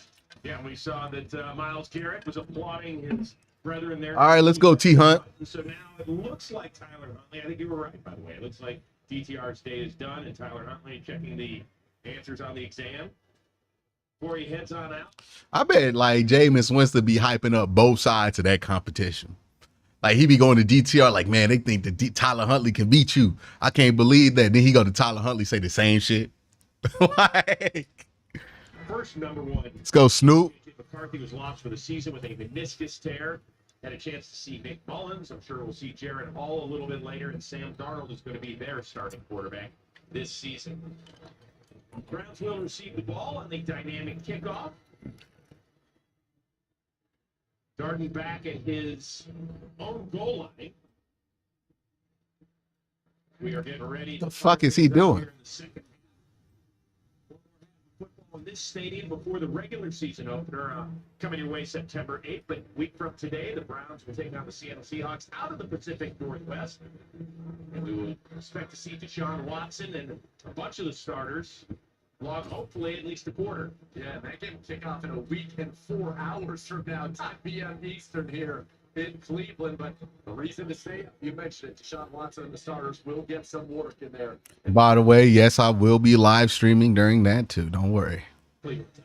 Don't you worry. Can't be considered Cleveland Browns after dark. Kickoff. Dart's going to take it. Stay. So the Browns will start with the ball at the 30-yard line. All right, Snoop, let's get some. Profile brought to you by John Carroll University, building inspired actors. Tell us a little bit more about Snoop Huntley. Tyler Huntley has been in the league since 2020, was an undrafted free agent with the Baltimore Ravens, went to the Pro Bowl in 2022. He started 10 games for them, including a playoff game against Cincinnati for his career. 65% completions, 8 touchdowns, 7 picks. He also has run for 509 yards and 3 touchdowns. So dangerous with his arms and his legs. And I think the biggest change for Snoop Huntley since coming to the Cleveland Browns is, in Baltimore's kind of look, if the first read's not there, go ahead and get going the way Lamar Jackson does here. You can kind of hang the pocket a little bit more. Oh, shout out to Jonathan. Became a member. Big shout to you, homie. Member for 13 months. Yeah, he's already moved the ball 5 yards because of an illegal formation on the Vikings for the second time. All right. Nice throw. There you go. Hey, Mitchell Payton's had himself a nice camp. Like that. Like that. Real zippy. Super zippy. Mr. Zips. All white zips. Classic cover 3 beater from Kevin Stefanski and Ken Dorsey there. Great execution from Snoop Huntley on the play action. Gain of 30 gets it to the Minnesota. Oh, Deontay Foreman's out there, huh? Nice little cut. Yeah, about 4. Held to just 10 yards in the first half. Gets it up to the 32. I like the way Foreman runs. I like the power he brings. Foreman right now over 10 yards. Hey, man, at least Foreman is getting positive yards on first down. For 40 yards and a long of 27 when he made that nice cut, broken arm tackle, and got the bounce down the field in that 2-minute drill. 2nd and 7. Huntley pressure. Johnson. Good.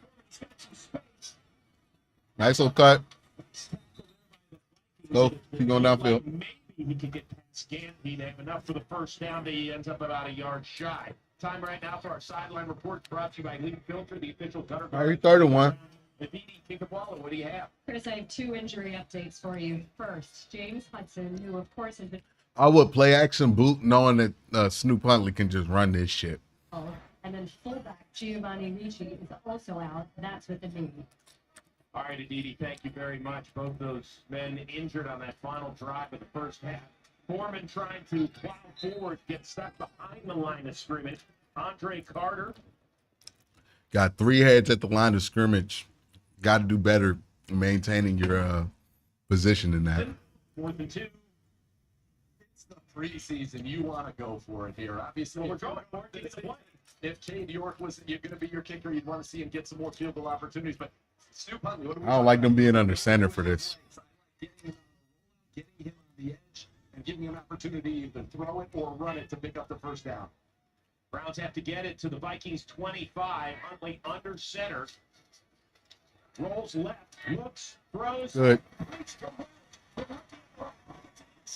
That's why I wanted to do on 3rd down. Just play action booted on the 3rd and 1. Tyler Huntley does a really good job improvising and running. So you put him in a 3rd-and-1 situation where he can boot. If he got naked, then he's gonna be able to just run that shit and run that ball. And then, you know, he's a good enough improviser where he can hit the 2nd level if it pops open because they're trying to close naked. The white face mask looks so clean. I agree with you. Oh my goodness. All right, let's get a clean run in here. He tried to do it there. He tried to run it straight off the boot. By Richter, as Bo Richter was not fooled by the play fake. Went back to the well, and had he gotten away from Richter, he would have been able to get it to Zaire Mitchell-Payton for the touchdown, but that's that quick little play-action boot. And right there, Richter did a good job. The discipline from the Air Force Academy stayed home and made the tackle. So the Browns now 2nd and goal, but outside of the 10-yard line, you're going to have to throw it into the end zone here. Empty backfield for Huntley. Huntley, quick hitter. Ooh. That's a bad one. That's a bad miss right there. And he's gone. Yeah, he's gone. That man gone. Oh, Huntley got him. Good hustle. But the Vikings turn him away. Yeah, he missed that tight end high as hell. Look at that ball. We're going to show that. He is down and appears to be in a great deal of pain over on that sideline, kind of where the turf and the artificial turf that's been put in around the edges. Oh, is that identity? To get up over there, but you go back to that interception. That was just an errant ball.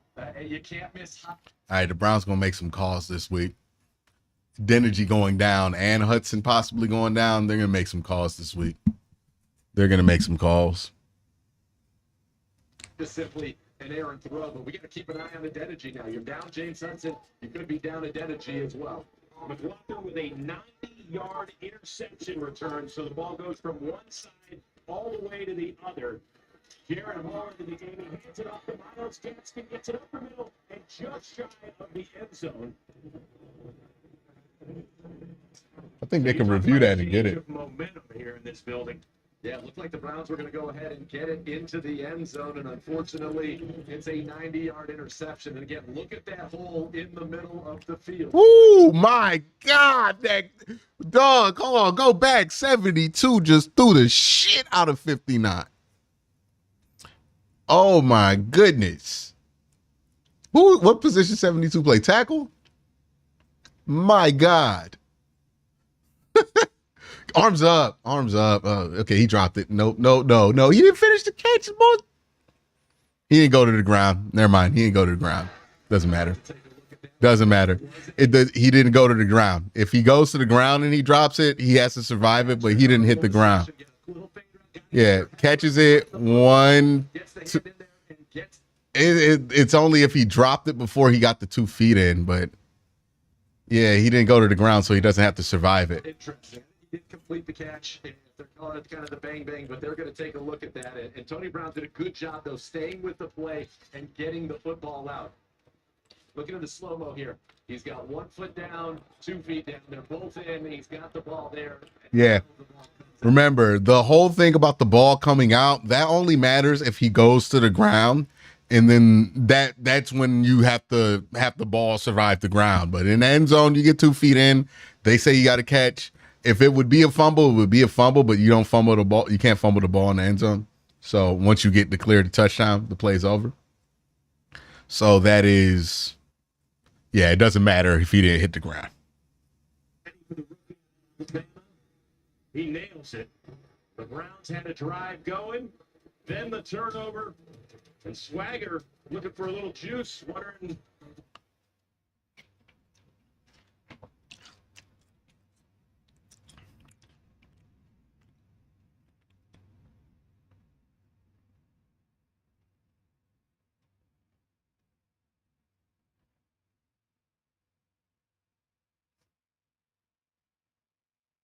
Yeah, I thought that the Browns might have an issue sneaking these two on the practice squad. Nah, I don't know about that anymore.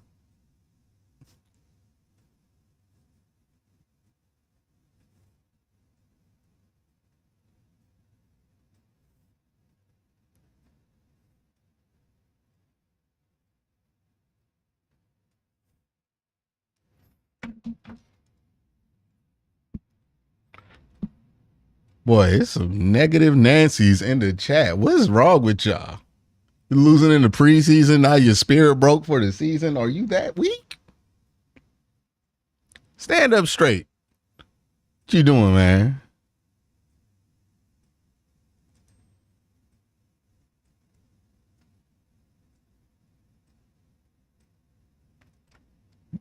This is like the level of dumb shit we hear in the preseason. Some people are in the chat wanting like the training staff fired because there's injuries when like these injuries are clearly a result of the players playing football. And two, like, oh, the turf is the issue. The Browns play on natural grass. That's the grass that y'all tell me is injury-proof serum, right? Like you can't play on turf because you're going to have all these injuries. Natural grass going to solve it. It's football. These dudes are going to get injured, especially when they ain't played in a minute. You can't avoid injuries. It's not something that you can avoid. It's just something you wish or hope you can avoid. And it's the preseason, and we out here reacting to Akeem Adedeji getting hurt like it's Nick Chubb. Chill out. It's Hakeem Adedeji. They'll make a trade and replace him for like a 7th round pick if it comes down to that.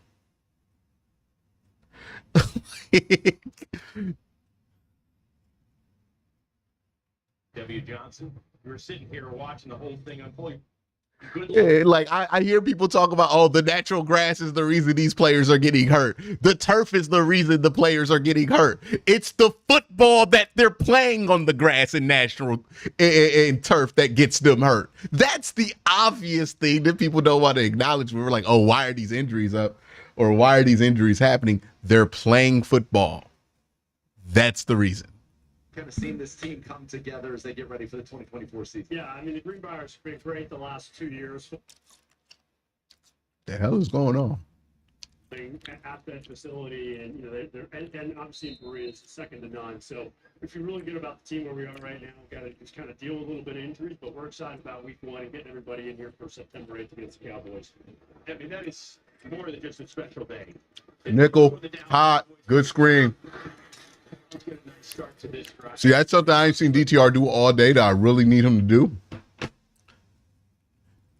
Huntley saw it was a nickel coming hot, unblocked. What does he do? He throws the screen that's the right read. When DTR threw the screen, when he got blitzed, he threw it on double mug. That's not the right read. Last year, we were 8-1. Just simple shit like that is what DTR needs to do. During those games. I mean, I think, you go back to that Jets game when we clinched the play. Damn, man. Nick Harris, you got to get a little. Oh, that's not Nick Harris. Okay. Okay, I was concerned if that was Nick Harris, but that's just some dude wearing 50. I ain't worried about that. That's just no block. Bringing that energy week in and week out. The NFL ranks games, and last year that game was the number 2 ranked by the NFL for the greatest fan experience. Wow. So we need our fans to keep bringing that week in and week out, being loud, supporting the team. And if they do that, I think we'll win a lot more games here at home. Absolutely. A record 8 wins. You talked about at home last year. And Chris, you mentioned the eyes of the football world will be on Cleveland. That's exactly what they were that night against the Jets. That was football nirvana here in this great city. You mentioned fan experience. What are some of the new things fans can expect? Damn. There is a flag down on the field. That was Lewis Seen just absolutely lowering the group. If Deshaun doesn't work out, what's the next move? You draft the quarterback within the next 3 years, and you make your next. You go for it with that. Do the same thing every other team would do. Which is great to see because that was a big hit. Holding defense number 45. 5-yard penalty from the end of the run. First down, Cleveland. That's our old buddy Jordan Kanashik who got called for holding on that. But boy, Snoop's got to know. He's a veteran now. He's got to, let's be careful. Let's get down a little bit earlier. Yeah, you see that coming around, and he sees Kunashik or Lewis Seen a little too late, and that was a clean hit. What the hell Snoop got to be careful about? He ain't going to play. This is the most Snoop going to play all year. Let Snoop get hit. Well, you got to be healthy for the season. You got to be healthy for week 1. Who gives a fuck if Snoop's healthy week 1? Been a big success for I mean, Snoop don't even care. this year. We'll see who we have. We should have some special. We're going to wrap everybody in bubble wrap and not question if that even makes sense. Hugh, you mean to tell me that in a dangerous sport, people are getting injured? I can't believe it. It's crazy. For our fans. All right. right, so are you using the thing, the fan recognition? Like, do you have a special pass so that when you walk into any entrance that they're like, oh, that's... Is it raining? I still have to use my face to get in here. Thank God it still works. But yeah, no, we're express access to something we talked about last year, and facial recognition. We're ramping that up more this year. So not only in beer, There you go. Nice little push. you can go and use your face. All right. Be careful. Get to the action. Helmet came off. A lot of great technology we're availing here in the stadium, which is a lot of fun. They're determined to get something going with this run game. His helmet came off too. These Vikings, come on, take it easy up there. All right, you mentioned you want to give the fans the best fan experience, and I think there's obviously a big topic out there, and you guys have been so committed to that. It would be the idea of potentially a new stadium. I know parallel paths being pursued right now, but no, and I don't want to chatter about that at all. But where are things right now, and kind of your overall take on what the focus of this fan-obsessed organization is? Oh, wow. All right, Snoop. Snoop, you got some wiggle to him, though, man. See, the guys in the truck are making me break this down. I have no clue what's going on. All right, Yeah, the pressure up the middle. I mean, that's a horrible attempt at a block by Javion Cohen. He's got to do better than that. Just reaches and shit. And then Huntley does a good job wiggling out there. Let's hear those announcer pipes. So, yeah, listen, going back to the big news, obviously, that everybody's talking about. All right, Snoop. Yeah, I put Snoop 3. A couple more years here in the building. As everyone knows, our lease is up in 2008. We have explored options and looking at potential. Is that Aiden? Is that Robbins in there? But we have a lot of work to do. There's still a lot to still be done. And there's the video of it now. But, you know, we've been doing everything we can to work with the city, the county, the state, obviously Brook Park. So we're doing everything we can to work with everybody to get a real grasp on what the numbers look like, and we'll see what happens. I mean, look, I think we want to do something that's going to be great for not just Cleveland, but for the region and the state of Ohio. I mean, having a dome stadium being state of the art. We got another member. Soul Train. Shout out to you, man. Thank you for becoming a member. Nice. Mitchell Payton. Please don't be hurt. Excellent pitch and catch there from Huntley to Mitchell Payton. Gets it close to the first down, and we'll call it 3rd and 2 or so.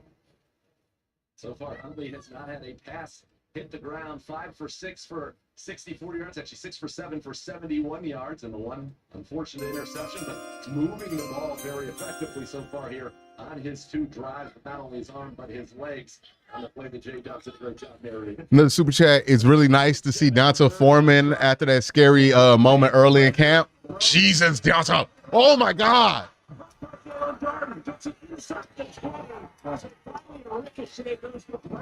That is a horrible rep for Tyler Huntley. But it just worked out. Oh, my God. Yeah. The boot, he just kind of short arms this and rushes it. And that thing should have been intercepted like 2 times. Hey. The former 4th-round pick of the Tampa Bay Buccaneers. So the Browns on the move for the 2nd straight drive. Let's hope this one has a better finish than the previous one.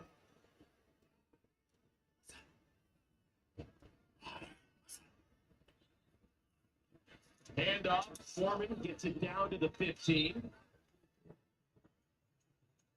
It's a solid game there on 1st down. Get you into 2nd manageable. Gives you the option if you want to go play action or not for Kevin Stefanski to get the ball down. They did a good job there. 63, Zach Johnson pulling out in front of Deontay Foreman and getting a solid gain to open up this stanza here in the red zone.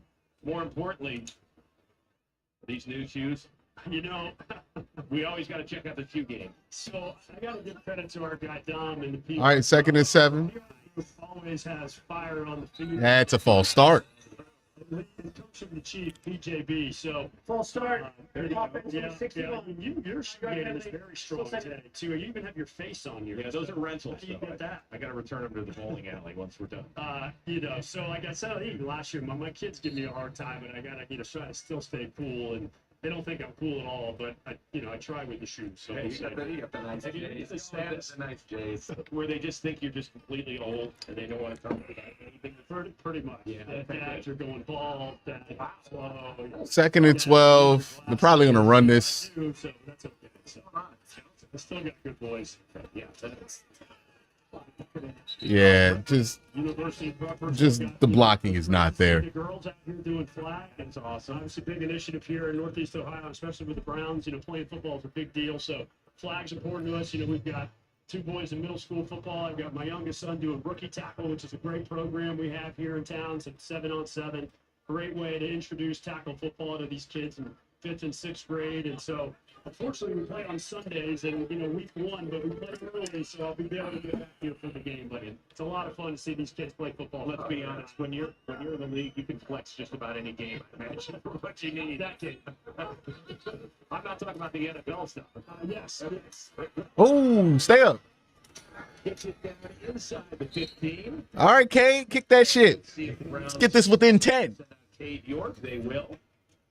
I tell you, it's great to see these kids really get an opportunity to play because, you don't know when you're going to get a chance. And, I know it's the preseason and everybody's like, oh, it's just a preseason game. But seeing these guys and how hard they work day in and day out, seeing Aiden Robinson last week, scoring a touchdown, how excited he was. Like, he'll have that memory for the rest of his life. And, these guys making plays and they're fighting for their job. So just good to see these guys get to perform and play well. That's quite important to them. Right soon, the long snapper went to Bay High School from Bay Village, getting to play in this stadium. That's a pretty darn cool moment there. And this is good for Cade York. 2nd straight week with another field goal. The Browns are back within 10. J-Dub, great seeing you as always. You guys Keep up the amazing shoe game do as a well, great job. Thank as you. always.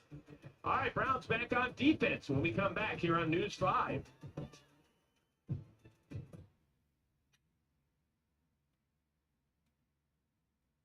20 seconds a week to lose 20% of your weight in a year with diet and exercise. That's the power of GLP-1s through Roe. Roe helps find the medication that's right for you, based on cost, availability, and your weight. All right. I mean, like, to be fair to Tyler Huntley, he threw an interception and, like, so did DTR in the red zone. So, like, they're both kind of even there. But Tyler's been able to get that ball down the field pretty easy. Much easier than DTR. So, like, I said it on Twitter. I'll say it here again. I think the situation is they'll try to roster DTR and keep him as the third inactive and emergency quarterback.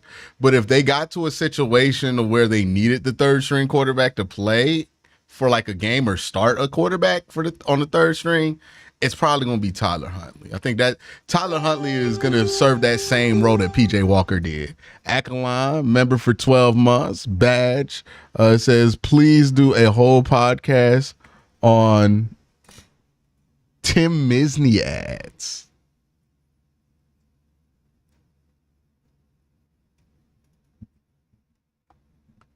Cade York did what?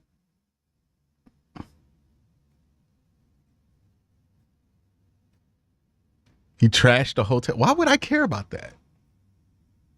It's not a nice thing to do, but like, I don't care. Is that it? Or is there more to it?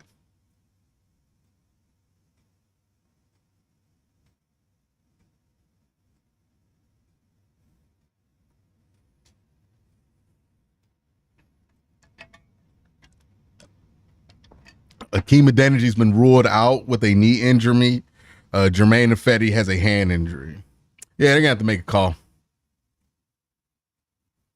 They'll make a call.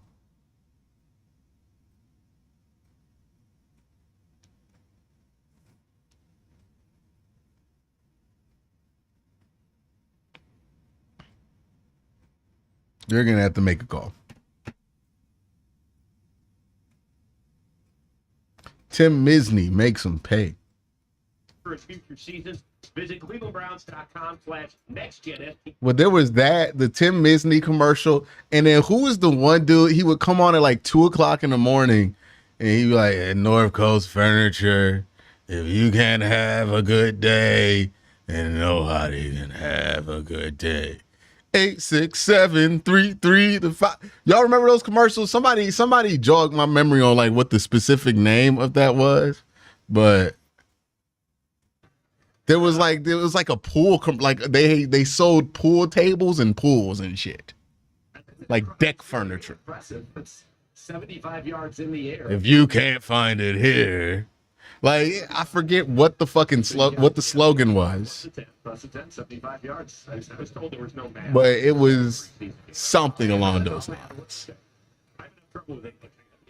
Don't throw math into the equation as well. What they got out there? Who's 16? Jaron Hall? Took over last drive.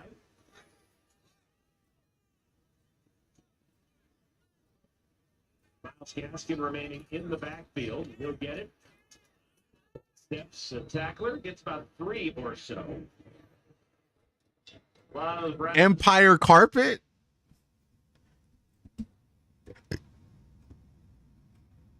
Quality Home Furniture? I might have to pull some of these up. Norton Furniture. I think that's what it was. It was Norton Furniture. If you can't get it here, and you can count on it. To be honest, Brady's first game, that's a massive game.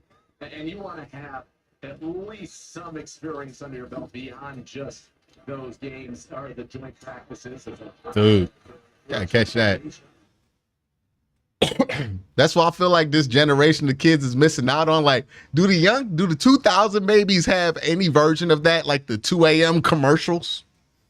You know, you sneaking the commercials. Like, what's the 2000 babies version of that? If you a 2000 baby in chat, let me know what's y'all version of that, because I'm interested to know what y'all replace that with. So you do take it, you know, your ball security. Think about last year, Drew Ford was not tackled in the preseason, coughed it up in the season opener against Cincinnati. It was the first time he was taking contact. That's really what I think you're looking for with some of the changes, get the rhythm and hopefully build. I think he got it. That's first down. What's the trade value of DTR or Huntley? Nothing. First down. You get like a 6, you'd be happy. Go for it. Yeah, let's see if Kevin O'Connell, who's now in his 3rd year with the Vikings, he's actually going to send out the punting unit. He says no. He wants to see Seth Vernon. First time today we get that. By the way, they have the biggest punters in the league. Right? My name is Mark, and you can count on it. Yeah, that's another one. I guess there's some pretty bad YouTube ads you get nowadays. 877 cash now. Call JAG Wentworth. Just so many jingles stuck in your head from local advertising on like antenna channels. Okay. At least that was fun. Stanley Steamer's got carpet cleaner. Yeah, man. See, nobody can cook up. All these corporations have like 1 million people cooking up this and doing R&D for commercials. But let's be honest, nobody makes a better commercial than like some regular dude running a business who like lets his little nephew be the creative director on this commercial that like the family's in because they can't afford to pay actors. Nobody makes better commercials than that system. That's the best commercials you can come up with. Like having a whole R&D department produce a jingle, or like the lady who plays piano at your church and letting her cook up a jingle. I promise you the lady at your church cooks up a better jingle every time.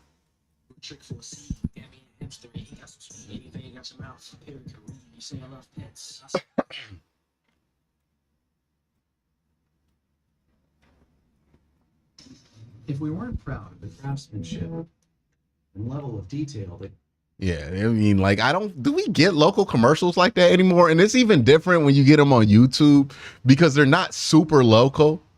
Like, it used to just be like everybody in the city just knew what you were talking about when you would sing one of these jingles.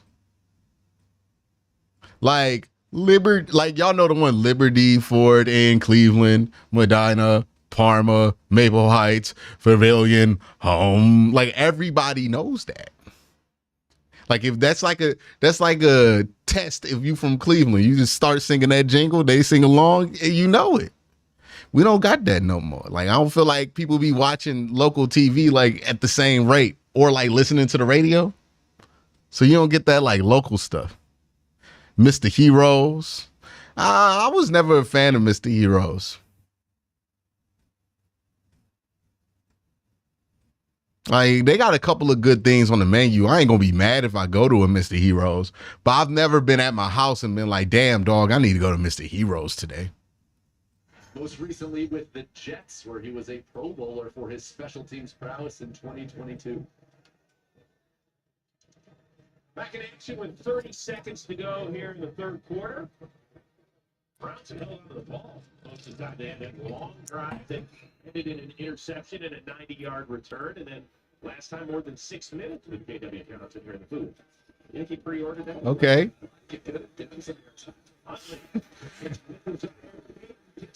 Every time Snoop throws one of these like hard play actions, it looks so ominous, but it be working out. Like, O'Reilly's Auto Parts. That was a good one. But see, O'Reilly's, I remember when they were Murray's. Y'all remember when O'Reilly's was Murray's? And it was this dude with the beard as the logo. It was the weirdest logo ever. But that used to be O'Reilly's logo. It used to be Murray's. So I know if you're old, right? We start talking about that Murray's Auto Parts. Buy one, get one. For this, for that. The Roman burger. Hey, the Roman burger is fire. The Roman burger is fire for sure. You know what don't, like, if Mr. Heroes had better fries, they'd be on to something. Even that. Instacart and Publix. Add life to carts. Check Instacart for new Publix logo. Oh yeah, Ackline hit us with the IX Indoor Amusement Park. Y'all ever been to the IX Indoor Amusement Park? Very underwhelming. The ads make it seem so much cooler than it is. In reality, it's just like a fair. Like, that's indoor. Like, it's just a carnival that's indoor. Or not even a carnival, it's like a fair. Like, whenever like a city has like a fair and they have like a couple of merry-go-rounds and like a couple of rides, it's basically what the IX Indoor Amusement Park is. It make you think you about to go to Cedar Point and shit when you listen to the ads.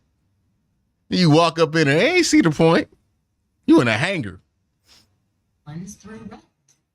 Row helps find the medication that's right for you. Somebody said in the chat, the Browns offense looks horrible. I mean, dog, do you think the Browns offense would look good if they were playing Tyler Huntley? Like, you're saying that like that's like the ones. It's not the ones. It's not even the twos. We are literally down to the fours. Who cares?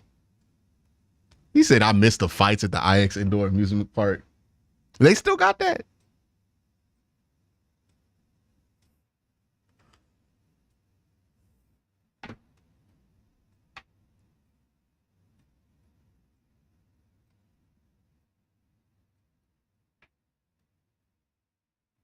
To by Hyundai with a brand new Hyundai. There's joy in every journey.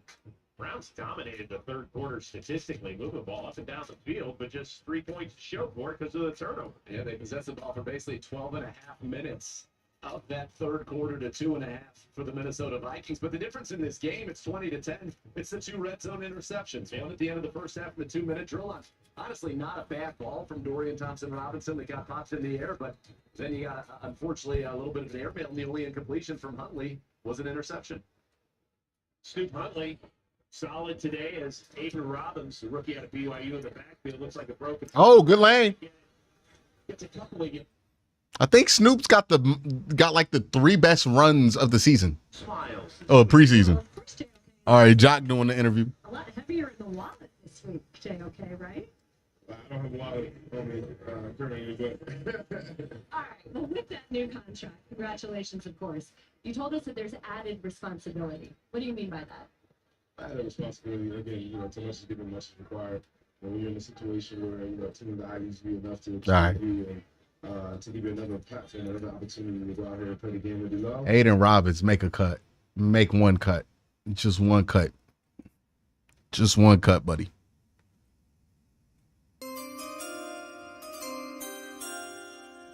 Who's your guy at tight end 3? Greetings from Germany. I'm not sure if the Browns are going to carry a tight end, but I would go with Mitchell Payton so far. I think he's looked impressive. Leaders that, some of the veterans have been telling me, so I would get, advice and opinions from some of the other teammates and just how to approach the situation. But he's a very, down to earth guy. He understands, Damn. Finance versus. Nice play by 6. Somebody brought up Geauga Lake. Geauga Lake was good. I like the Big Dipper. There's a Little Dipper. All right, one more quick question, then will you join us after the break real quick to finish it out? You're a man who travels the world. We have a lot to talk to you about. Really quickly, the joint practices. What did you think of them, and what did you take away from them? Very productive, very productive. When you have a team as good as the Vikings come, to give you an opportunity to face them, to get after it, to compete, that's always a good opportunity, especially when you have a defense such as they have and an offense such as they have. And coaches. Oh, good job. If I need to tackle him, I will. We'll come back. Nice punt by Corey Bajorquez down inside the 10.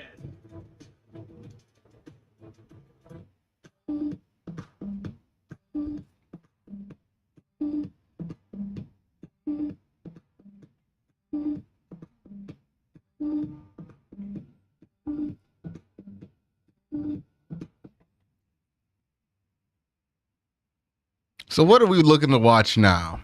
Most of the guys who are going to be on the roster are not on the field. So we're just looking for fun. You know what I mean? Just watching 2 teams with jerseys on and hoping one of them does something fun. The one that's wearing brown and orange. Not much to take away from this second half as far as like implications on the season. But just want to see the operation stuff. You want to make sure nothing feels sloppy coming out the sideline, stuff like that.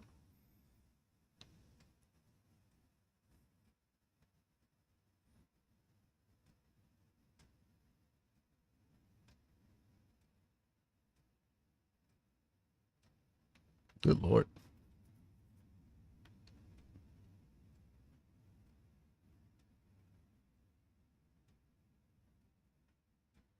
What was that ride? What's the ride at Cedar Point? There's like a big ride. I think they used to call it the Superman. No. It's the dragster. It's the Top Thrill dragster. Yeah, that's when I knew I didn't like roller coasters for real. Because I remember looking at the line and was like, nah, I'd rather do something else. I'm not for it.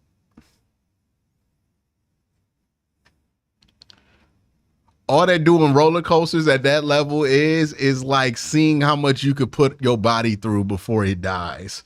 And that does not seem like any fun to me. Like, I don't find near-death experiences to be very entertaining.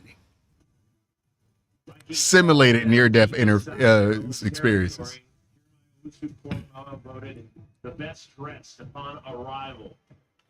JOK has fits that only JOK could rock. Only JOK could rock them. Best dressed upon arrival this past season. Can you tell us why the traditional Ghanaian outfits for you? Yes. Ghanaian, the traditional Ghanaian outfits are very special because they not only represent Ghana, but represents the people. Represents thousands and thousands of years of different collections of ideas and philosophies and proverbs, right? So, when you wear these things, it's much more than just a fashion statement, but it's pride, it's heritage, and tradition. Did you grow up wearing clothing like that at all at any function? Yeah, actually, weddings, funerals was huge. Sometimes like Ghanaian funerals are like much more like celebration more than mourning. Mourning's a big part, but a lot of it's celebration. So, yeah. Did your father give you feedback on what he thinks? Not really. He just like, good job. All right, well, let's talk about the world travels, because this summer you went to what, a half dozen different countries? Why? Well, it's about exploration. There's a scripture in ancient traditions that says, with traveling comes wisdom. Best coaster. Y'all still talking about the Top Thrill dragster is closed? Well, that makes me feel old. That really does make me feel old. Wow. Make sure y'all hit that like button, by the way. We almost got 500 people in here. Hit that like button. Appreciate y'all. As you keep improving your game, your platform obviously increases and increases. Let's talk about next week. and this season, what are you most excited about Ooh. this defense? Yeah. Yeah, it's preseason, right? You can tell by the tackling. Woo. Different ends, different linebackers, right? Different safety. I did not go vegan. Who said I went vegan? Good to see how they. I just don't eat red meat or beef anymore. Well, red meat and pork. Thank you so much. It's not vegan. It's Mediterranean. Like I still eat chicken, turkey, all that other stuff. Just no red meat, no pork. When you consider the top 3 guys that Boy, the tackling is just real preseason-y right now. It's not great tackling. He has matured, and he would say as much since coming into the league. I think this is a consequence of the Browns like not really tackling in camp. So like when you get to the bottom of these roster guys, they're just not going to tackle well. We had the same exact concern last year in the preseason. They weren't tackling super well at the bottom of the roster. Ended up being a nothing burger when it came to the regular season. the Matrix. That's impressive. That's impressive. Ooh, nice ball.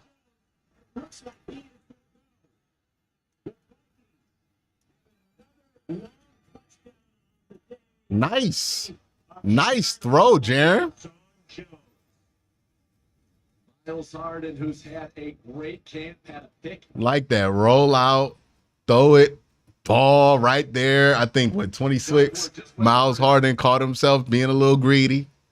Didn't think maybe the hole would try to throw it over the head, but he's got to know where the safety help is there. Safety, no one behind, obviously, and so throwing it up the field for Hall made that an easy pitch and catch for a touchdown. But I think Harden thought he was picking that one off, and then all of a sudden it went the other way for the touchdown. That's a guy who has shown great ball skills over the years, whether it was in college or his first few weeks as a camper at the NFL level. But a 71-yard throw has given the Vikings another touchdown and a 17-point lead.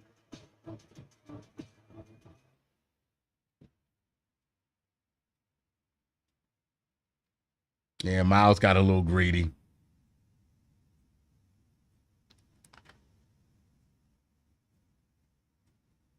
Miles got greedy there.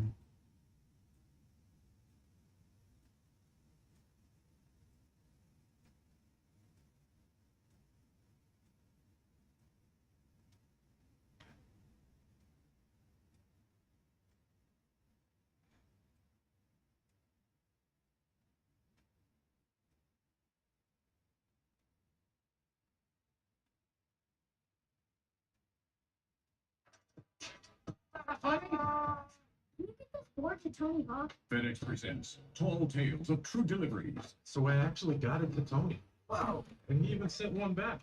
But in the future, I'm gonna need an address and a zip code. We did this for a skateboard. See what we can do for your business. FedEx. So that's how they're so productive. They use Fiverr. Look how quickly they find freelancers. So simple. Yeah, but why are they working in the dark? Grow your business easily with freelancers. Fiverr.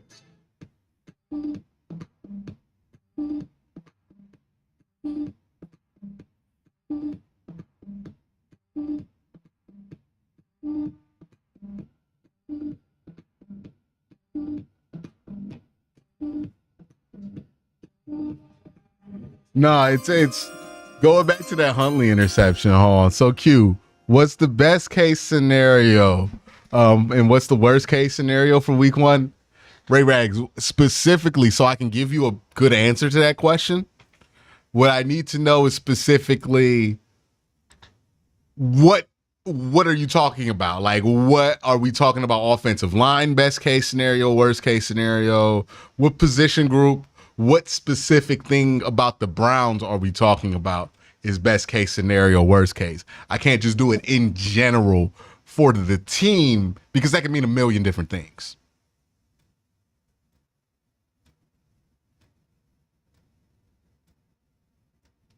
Starting off with the Dallas Cowboys on September, 3 weeks from tomorrow. All right, Browns trying to rebound after giving up a 71-yard touchdown pass.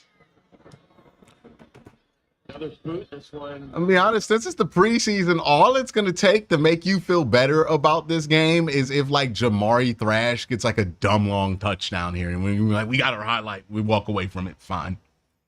Outside the numbers where everybody has to. Illegal formation. Kicking team number 47. Left prior to the kick being caught.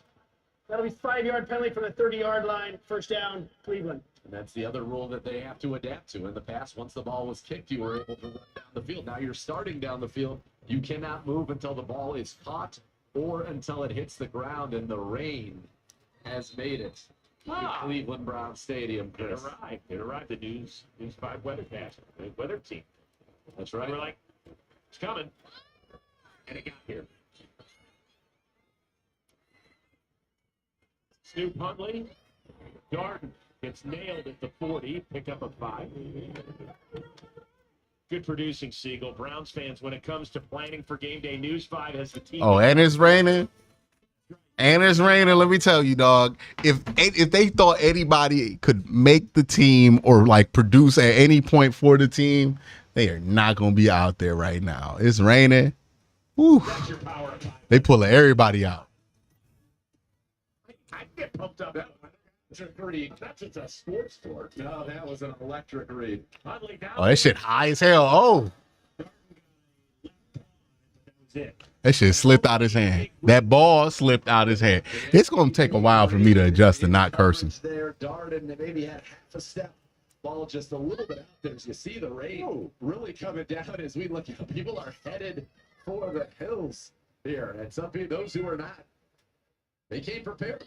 Shows already you can see out there. A lot of the plastic ponchos. But he was watching News 5 prior to leaving the abode. 3rd and 5 for the Browns. Huntley from the shotgun. Pressured. Oh. His intended receiver, no flag on H.A. Yeah, fuck it. Go for it. Why not? All right. Oh. Certainly enjoying I need a swear jar. great years here with the Cleveland Browns. That's what I need. I need a swear jar. You take this one to the local, the whole little trivia. Who was the last Cleveland Brown to pick off Ben Roethlisberger? A.J. Green. That's one of his 2 career interceptions. He played 34 games with the Browns over a 4-season stint. Corey Bajorquez, he is regular season ready. Unfortunately, he's like the guy you want to least see, except when he's holding for PATs and field goals. But he's averaged over 57 yards a punt today. It's just fun watching him kick the ball. That one didn't get all of it. Did he get it? Is it Brown's ball? It is not. It is not. Well, he's got a succession there. Come on, maybe a little turnover. N'Keal Harry getting his Super chat from Ray Rags. Do you think you could do offense and defense if that's not about the run game and defensive line? I could do all 4 of those individually. So for the Browns offense, best case scenario is Deshaun Watson is playing at a quasi MVP level, you know, to the point where he gets votes for MVP. I don't think in the Mahomes era he's going to win MVP. I don't think that's a possibility for him. Even if all the other stuff wasn't following him, I don't think he is the quality of player of Mahomes or to get up MVP in the Mahomes era. I don't think the opportunity or the quality of play is going to be there. But he could be somebody who gets MVP votes, which would be very good. So Watson gets MVP votes. Nick Chubb is running like Nick Chubb. And you have one of the more efficient offenses and the offense that dominates in time of possession. And you're probably ranking somewhere between 3 and 6 in most categories for the offense that are positive. And you're probably going to have a point differential that's going to be in the top 2 of the league if that's the case. So that's best case scenario for the Browns offense. Browns run game, Nick Chubb being Nick Chubb is the best case scenario. If you're wondering what the best case scenario is for the Browns run game without Nick Chubb, 4.3 yards per carry. Well, no, that's not best case. 4.5 yards per carry. You get 4.5 yards per carry without Nick Chubb. Can't complain. I'm happy. Worst case scenario with the Browns run game without Nick Chubb, it would be obviously what it was last year, but worse. And offensively for the Browns, worst case scenario is that they have a year where they're not only turning the ball over, but having a high rate of 3 and outs, which is going to tire out the defense and give up that advantage. So, at the very least, you need the Browns to be able to win the time of possession game pretty consistently and be able to stay on the field. You can't have them be turnover prone and 3 and out prone. That's not going to be helpful. So that's my best and worst case offensively. Defensively, best case scenario, they are just as good, if not better than they were last year. And worst case scenario for the Browns defense, they regress because the offense continues to put them out there. Kind of tied to what I said with the offense, right? Where the offense is turning the ball over, they're getting 3 and outs, and then the defense is being put out there and they're just being worn down by the end of these games. Nick Chubb is having an interview right now. Let's listen to him. Just standing with Nick Chubb. I'm standing with the smiling Nick Chubb. I think it's taken me 5 years to see this. Yeah, I'm feeling good. Just happy to be out here with the team. Be back on the sideline with the guys. Okay, so this is really what Browns fans are wondering. How do you actually feel? I feel good. Every day I come work out, I move around, I feel a lot better. 1% every day. You say every day you come here. The hell happened? Here in Berea, in Cleveland, with your teammates. Why was that so important? I mean, it's my guys. I've been here, 6-7 years. I went to camp with the guys. They're my brothers, so I just good evening. I want to be here with them. So to make the season we had. When you think about how this season is laying out, do you have a target in mind? I don't know. Taking it one day at a time. Whenever I feel great, I'll be out there. And will it be up to you, or will it be Coach Stefanski? Yeah, it's my body. If my body's ready, I'm going. Yeah, but your body is still doing these ridiculous slots. What are you up to? I'm trying to get back from stronger every day. That's it. Okay, but how much are you spending? Okay, he stopped. You can get him now. Bam. What's the penalty? It's got to be on the offensive line. It's got to be illegal man downfield something. 6 of me, basically. All right, as you do look to this year, and you Vic, I'm fired. You accomplish once you are indeed home. Is there something really top of mind to you? I want my team to go out there and win games. And that's all I care about is us going and winning and winning everything we can and going far. Excited for the new offense? Yeah. Okay, thanks so much for the time. And the smiles. One more? Thank you. Thank you.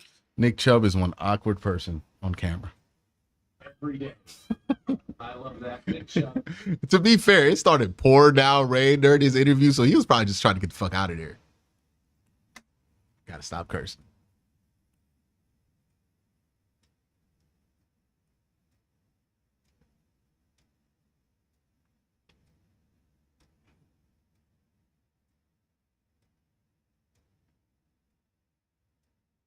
How you doing?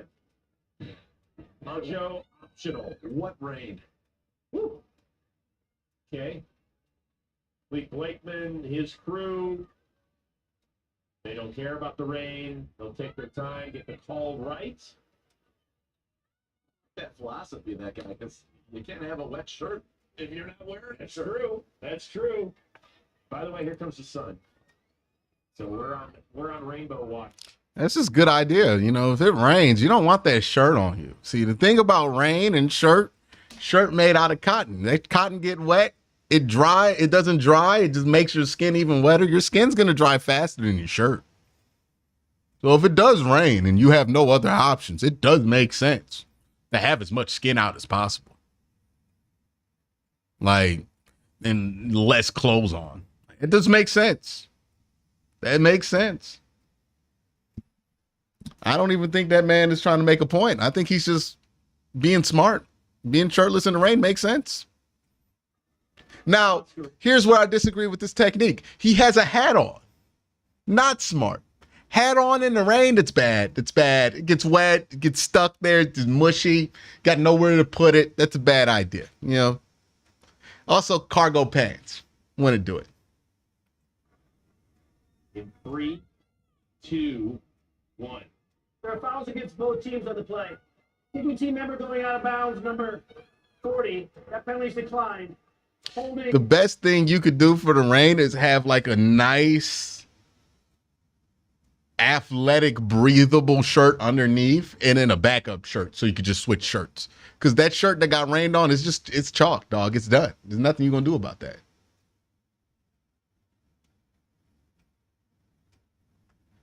Yeah, it does. If y'all never been out there in the rain, like being shirtless in the rain is much better than being like fully clothed in the rain. Your skin dries so much faster. It's so much easier to dry off your skin than a shirt.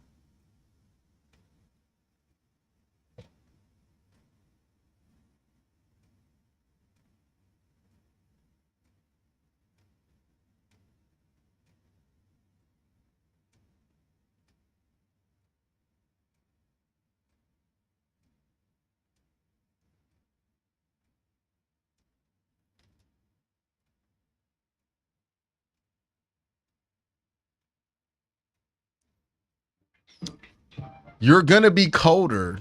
And somebody said it's cold, though. You're going to be colder in a wet shirt in the rain than you're going to be in dry skin in the rain. Or slightly damp skin. Because your skin doesn't stay wet. It dries off. But if you have this wet shirt on, constantly making your skin wet, then you're going to be much, much colder.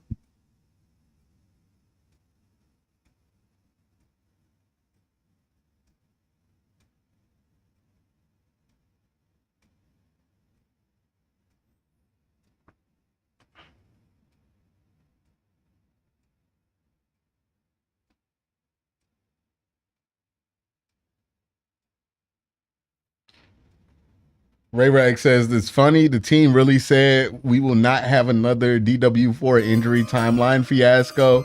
We'll keep everything very close to the chest. It was funny because what people were criticizing the Browns for was being transparent. And the Browns were like, oh, so you don't want us to be transparent. Cool. Damn. Cleveland, Ohio, with the Browns down 27-10 here on News 5. Tyler Huntley taking over here in the second half. It's been solid. Making plays with his legs, the stiff arm, the ability to extend drives. And this was a beautiful ball that Zaire Mitchell paid in for a big gain. And then gets on the edge, stresses the defense. This one gets a little bit lucky there. Zaire Mitchell paid in into the hands of Jalen Darden. But okay, that's the first time I've seen Aiden Robbins look like he got some burst there. For 16 as well.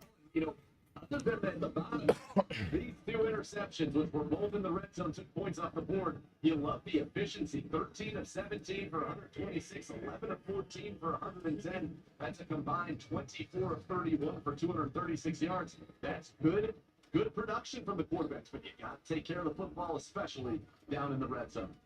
Aiden Robbins carried the rock for 3 yards there on first down. The rookie undrafted free agent out of BYU. Huntley going to dump it down to him. He's going to get a first down up near the 40. Is that Robbins again? He's an interesting guy. Weighs almost 240 pounds.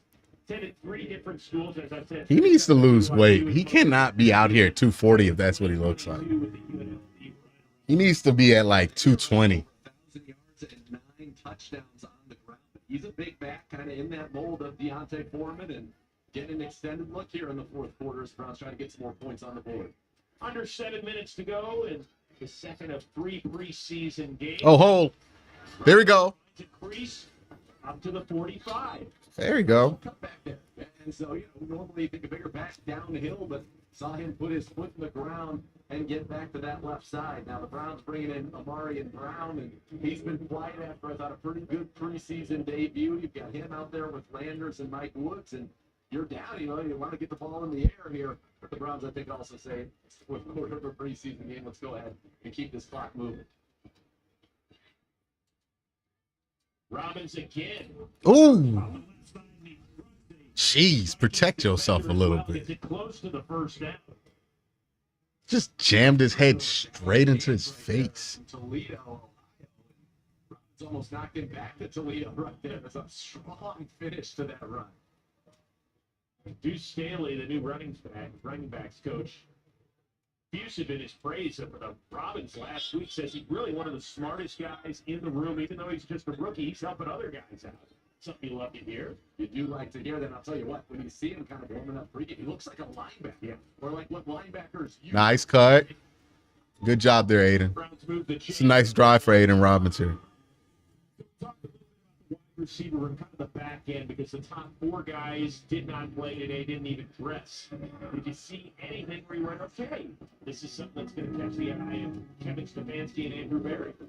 Not necessarily in the game today. By the way, Deuce Staley got elite bald man swag on right now. Like, look at the towel. He got the towel joint going, the headset, and the slanted shirt. Very underrated when it comes to bald man swag. He really is top tier with it, man. Like, you know, you lose Stump Mitchell, who's got that beard now, but you replace him with bald swag, like old man swag, the bald swag, and he's got it, man. He's got the stuff. That is Matt Landers. He's got the stuff. You've been high on throughout the preseason based on what he's done in practice. That's a vet bald man. That's a man who's been bald for a very long time, knows what he needs. Has the exact length of towel that he needs, you know. Some guys are a short towel guy. That man's a long towel, bald head.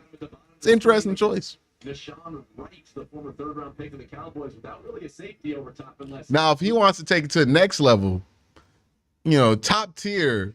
Oh, get rid of that shit. Ooh. Best game Lewis has ever played. He's a guy that got injured earlier in his career. But yeah, he's been all over the field tonight. But yeah, if he wants to take the bald stuff to a next level, what he can do is put the towel on, headset over the towel. I can't say nothing to you.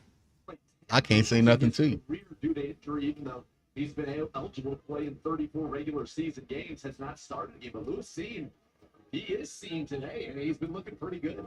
Guy that fractured his leg in one of the games over in the international series in London and just hasn't been able to get his foot. Good job, Colin. Huntley pressured, throws it away as he gets back past the line of scrimmage, so that will not be grounding. Vikings all over him yet again.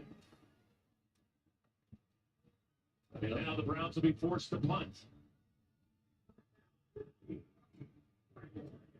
Well, Corey Bajorquez is like, you know, I'm good for the regular season. I'm ready. Yeah. He's going to have to get some extra treatment. He's been out there putting the ball in the air quite a bit here today. Bajorquez, this will be his 6th punt of the day, averaging 52.4 yards a punt. See if he can pin them back and maybe get a little defensive excitement. Lucky Jackson back deep for the Vikings. End over end kick.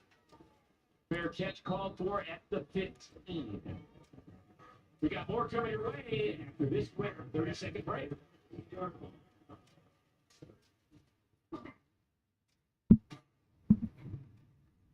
that doing up there? Trying to smoke his own bacon. Sugardale has been slow smoking and perfectly seasoning bacon for more than. Am I going to watch any of the Steelers preseason game? I mean, I kind of have to because I do AFC North talk. So, yeah, I will watch some of the Steelers preseason game.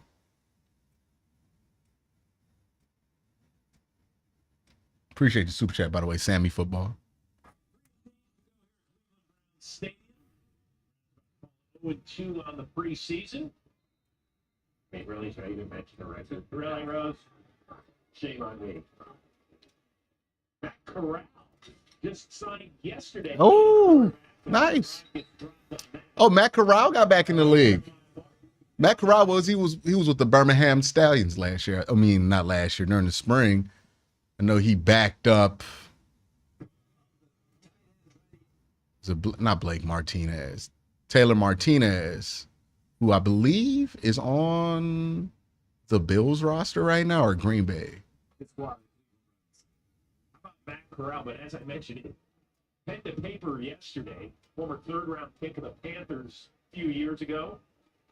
Then with the Patriots, got traded up there. There's a flag little movement on the Vikings. Now, one thing that I'm noticing that I find very interesting. Ball start. Offense number 74. 5-yard penalty. Still 3rd down. Is that you had mentioned 3rd-round pick Matt Corral, a 3rd-round pick a year ago for the touchdown defense, is still playing in this game. Let's go. And it could very easily be Sam Kamara and Javon Briggs, your 7th rounder out there, but he is out there for the Browns, and there are not many people. Some people like are just, I've noticed this with Browns fans. Some Browns fans like get excited at the idea that they could be mad at the Browns. Thank you for super chat again, Sammy Football. And yeah, I will watch the Steelers preseason game, not on stream, but I will eventually watch it. But there are some people who get like excited about the prospect of being mad about the Browns. So like that's why you see people in chat like, oh, they're so bad in the preseason. We should bring back Johnny Manziel. Oh, fire up the excuses for this preseason debacle. Acting like it's not like a preseason game in which the Browns bench their starters and their backups. No, the reason they are reacting like that is not because they're being logical or reasonable and they just have a difference of opinion of you. It's because they're excited at the prospect of being mad about the Browns. Like just something about it makes them feel good, and I don't get it. It's not how I operate, but I've noticed that's how some people operate, and like, if you're getting seriously mad at the Browns during a preseason game, I would reevaluate how it is that you take in this team, because there is no reason you should be upset at the results of the preseason period, and two, of a preseason game in which they openly stated none of the starters were going to even see a snap.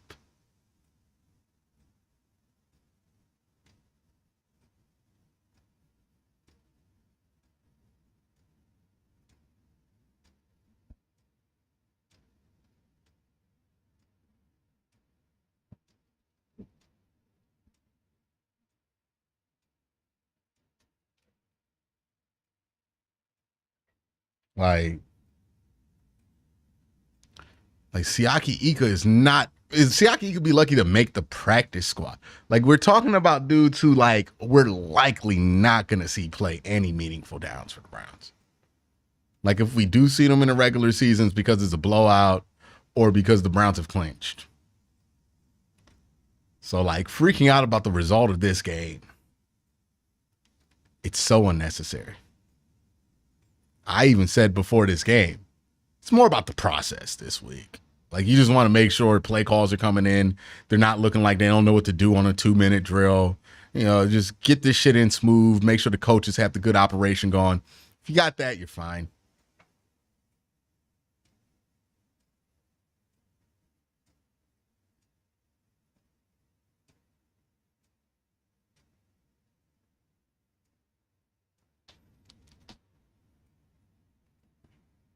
Watch every game every Sunday. You could be a football know-it-all. 2-minute warning in Cleveland. It's catching on. Shirtless fever catching. Time right now for a play. I'm telling you, dog, when rain stops and your shirt wet, you would be better off taking that shirt off, dog. Because it's going to make you colder. Many things have bounced the way of the Cleveland Browns today, but on that play, it most certainly did. I want to thank our producer, Jonathan Siegel, our director, Chris Stenson, coordinating producer, Joe Patay, tech manager, Brian Arizari, our AD, Dan Larson. Part of our outstanding crew here today is Matt Corral, a 3rd and 16. He's going to throw it first. Oh, yeah, that's a safety. Oh, that's a touchdown. Nope, safety. Chris Williams. That's his 2nd sack today. Gets the safety for the Cleveland Browns, and he's a defensive tackle, but they got him working on the edge there, able to get off of the block, get around, close on the quarterback, along with Jawad Briggs and Jeremiah Martin. It was a meeting at the quarterback. How about Chris Williams? He's made a real case to stay kind of inside this Cleveland Browns program. Chris Williams might play himself onto a practice squad, man. But what he's shown out of Wagner is very impressive. Spent last year on the Kansas City. All right, I'm firing the fire jokes. If I see one more fire joke, I'm timing you out in chat. This guy really has worked so hard to get his body in the right place. He is completely bought in. He's been a fun player to watch. Coaches have taken notice of him, and it would surprise me to see him ultimately on the practice squad of the Cleveland Browns. Browns with their 5th sack this afternoon, so they've been applying some pressure. Now, this is our first time to talk about this, because you're probably wondering, all right, if the landing zone's still in effect, well, it is. It is. So the ball... Malik, you had to do it.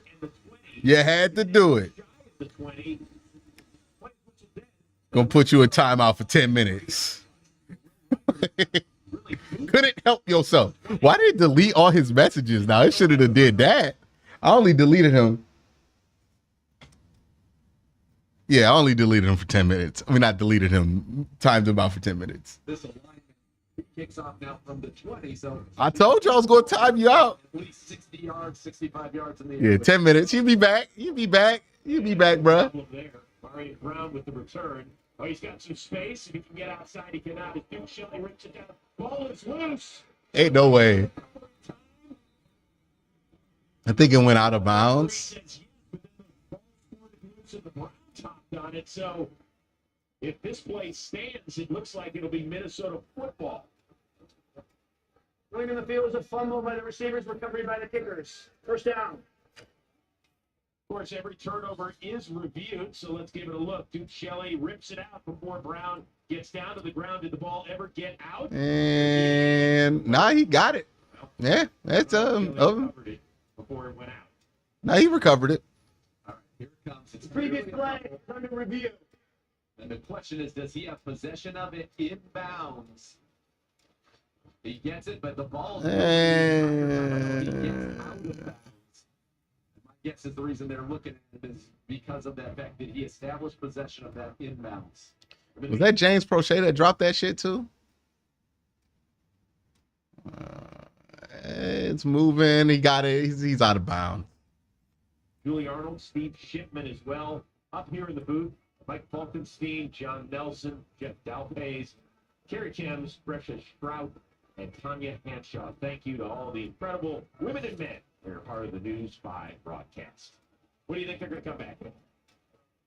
I'm not sure he had full possession. Now, he definitely gets his hands on it in bounds, but the question is he out of bounds? Is that forearm out of bounds, that right gloved hand out of bounds at the time that he makes the pickup of the football?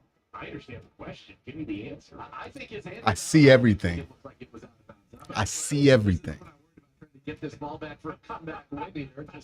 It does appear to me, though, that his hand was out of bounds. I just like putting the pressure on. Yeah, I like it. See. Listen, you got to make sure we're still awake here. 27-12, fourth quarter of the second preseason game. We're always awake.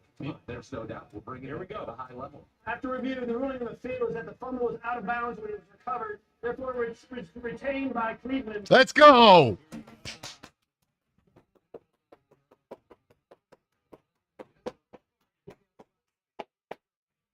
We get him on the edge. We got a first down from Tyler Huntley on that fourth down. And now We back. 2 for 2.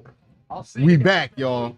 It stands up. Going out on the high note. Mike? That's it. We'll see you. Segura, are you gone? No. Somebody asked, Not that lucky. are we allowed to do hired jokes? Y'all burnt all of that out. Y'all were in here talking about fire this person for. I let it slide for 30 minutes. 30 minutes this joke went on in chat. No. We must end it all. We must end it all. And I saw him in here making fire jokes. Yeah. I'll see you in 1 minute. I see you in 1 minute. You today. Yeah, made his Browns debut, got into the end zone. A couple of those runs were in short yards, so not a great yards per carry average, but out of the backfield, 5 grabs for 46 yards, including a 27-yard. Oh, no, don't fumble. It was great to see, and oh man, we almost had another interception there as we saw Snoop Huntley get hit as he released that ball, looking for Aiden Robbins. But I like what Deontay Foreman's going to bring to this team. Think about it. You're going to be an 11 personnel, spreading them out, light boxes, and he's a guy that runs through arm tackles. It is difficult. Y'all have made every version of that joke that can exist. One more dress rehearsal next. It was great. Some of them were funny. We had a good time. It's over, though. It's over. It's over. Pacific Northwest. Can't wait. A little bit of a late start. On air at 9. Kickoff at 10. Okay, Mitchell Payne looks good out there, man. Another first down for the Browns. Jair Mitchell-Payton has been pretty solid throughout the preseason. Although now he's down a little bit. You're going to stop the clock. And he's hurt. 2 to go. You're right about that. Last week he had 3 catches for 20 yards. Today, that was his 4th grab there, over 60 yards for him, and he's going to try to stay in this program. We don't know the status of Ricci. First time out in the second half. But Zaire Mitchell-Payton up under his own power, can let that left arm dangle a little bit. He's worked, as I talked about earlier, so much with Mike Vrabel. Mike Vrabel sees something in him. He's got. Yeah, I'm going to actually have to time you out for that one. We can't make them kind of jokes here, dog. Let's get off the bus, guys. You take notice what Zaire Mitchell-Payton is as an athlete. That's a legitimate timeout there. 60 pounds and he's chiseled. So can we turn him into a guy that can reliably block? And if you start there, then you get the opportunity to earn the right to go out and catch the football. But he's now got 7 grabs in the preseason, 79 yards, and has made a good showing for himself. He's really kind of, you think about from a year ago to where he is now, he's come quite a long way. He looks okay. 1:02 to go as that costs the Browns a timeout. I'm telling you, dog, you just want to change the vibe up. Throw a deep ball. Steps up and it's No, don't do that. Yeah, that's not what you want to do. The Vikings are celebrating yet again. Jacoby Francis with the IM. And they're going to go down to the end zone and celebrate in front of the fans that are left. Kevin Stefanski heads set off. With under a minute to go, that's going to do it. That'll do it. And the 3rd turnover for the Browns, 2nd interception from Huntley. And, his 2 interceptions really were. No, Huntley, that was on Huntley. I think Huntley's interceptions were on Huntley, too. An easy pick, that was well behind. Huntley had like 4 turnover-worthy plays in 1 half. I told you, this man is P.J. Walker plus. He's going to do all the stuff that P.J. Walker did at a high level, including interceptions. He's P.J. Walker plus. Next week, that's the game you want to see. Take a look at the final stats here at Cleveland Browns Stadium as the final 2 seconds tick away. Browns, tough time stopping the run, but there, you went right for it, didn't you? That's right, baby. You got to stay on the telestrator even late. 3 turnovers to 0. That in football games in the National Football League when you lose the turnover battle by 3, and that will be true whether it's preseason or the regular season. And they're going to kneel this one out. And that'll do it. Brian Thompson-Robinson, another solid effort from him. Kevin Stefanski, and have some work to do before heading out to Seattle, Washington, 1 week from today for the preseason finale here on News 5. Look at that. I think Dorsey's still coaching them up. What's the over-under? How many injuries at the end of the game Za'Darius has this year? Probably like, it depends. It depends. Like, that's going to be the measurement that tells you how good the Browns are playing. Because, like, if Za'Darius has, like, 8 times where he, like, leaves the field because of injuries, that means the Browns have blown a team out, like, 8 times. I think he'll be pretty high up there. You get, like, 5, 6.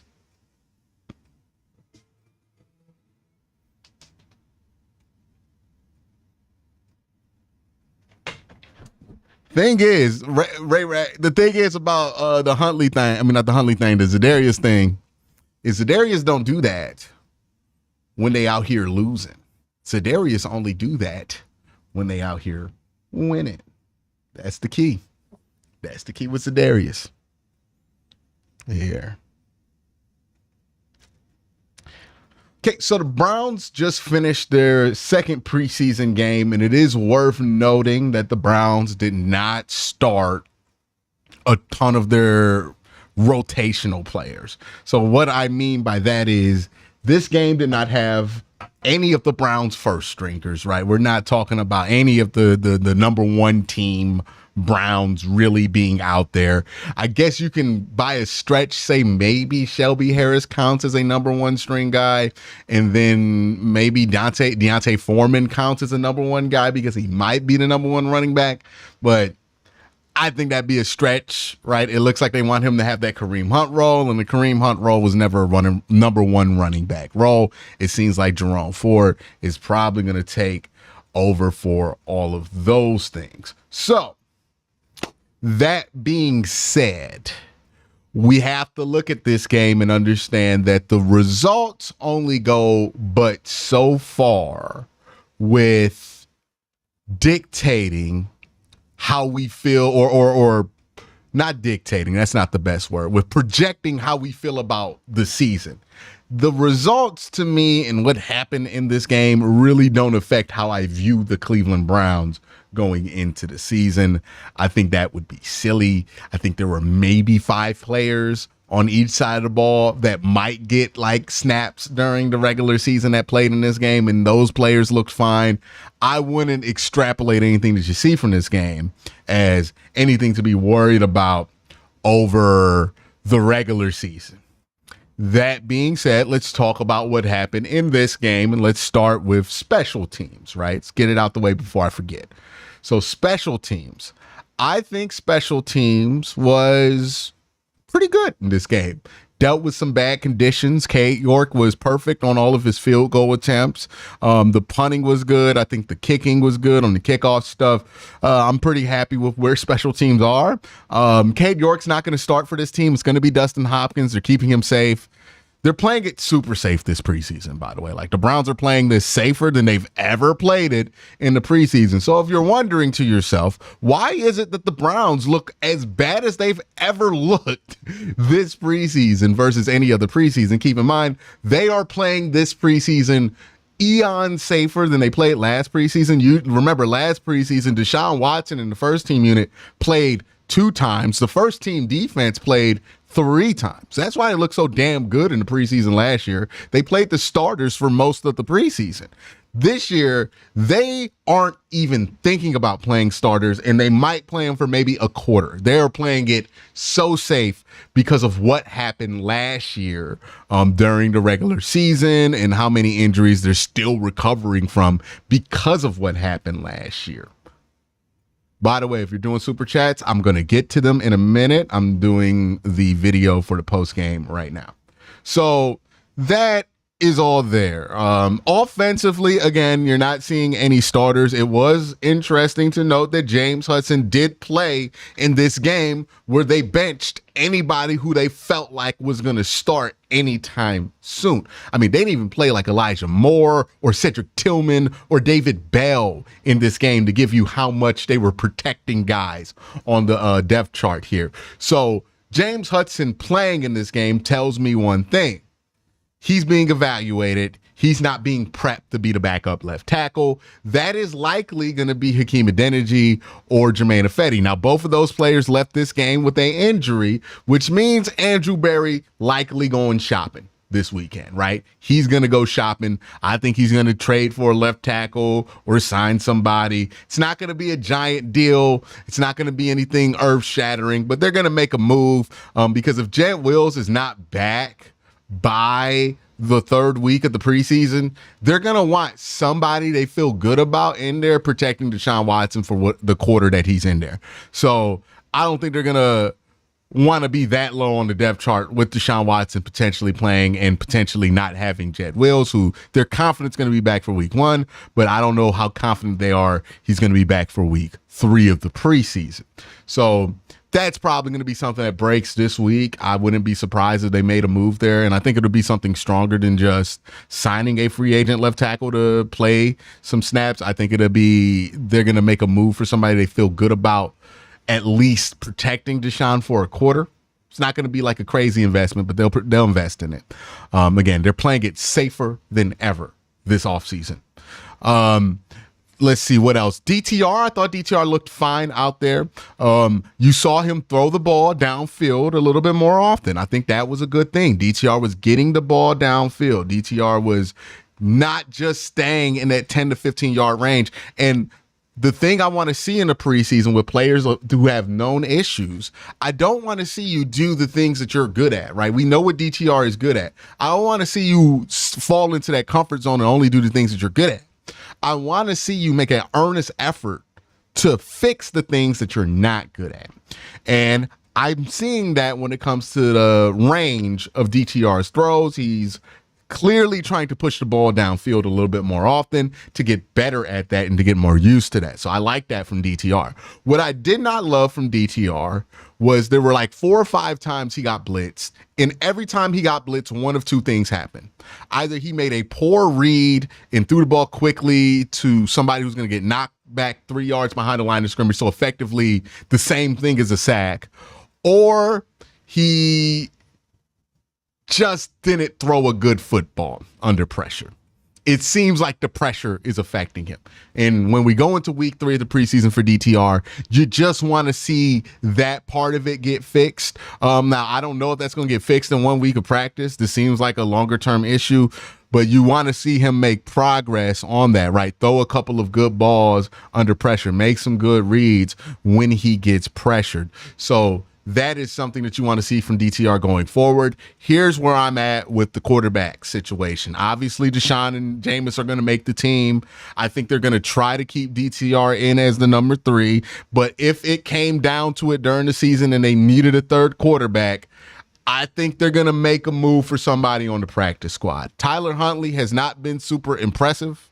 In the preseason games, I heard he looks better in camp than he does in the preseason game, so maybe that weighs to me. But either Tyler Huntley is going to be the one that plays if you get down to the third quarterback and need to start your third quarterback, or they make a call elsewhere and bring in somebody else that Ken Dorsey has familiarity with, if it comes down to it. But I don't think DTR should play this year, no matter what. And I don't think it's in the best interest of DTR to play. He still does not look ready to put in a game where somebody can game plan for him, because right now it's just too easy to lock him out, right? He's still not there yet with the deep throws. He's still not there yet with the pressure. If a real team tries to game plan against him, they can just lock him out to make him do the things he's not comfortable with, and he's going to not have a good day.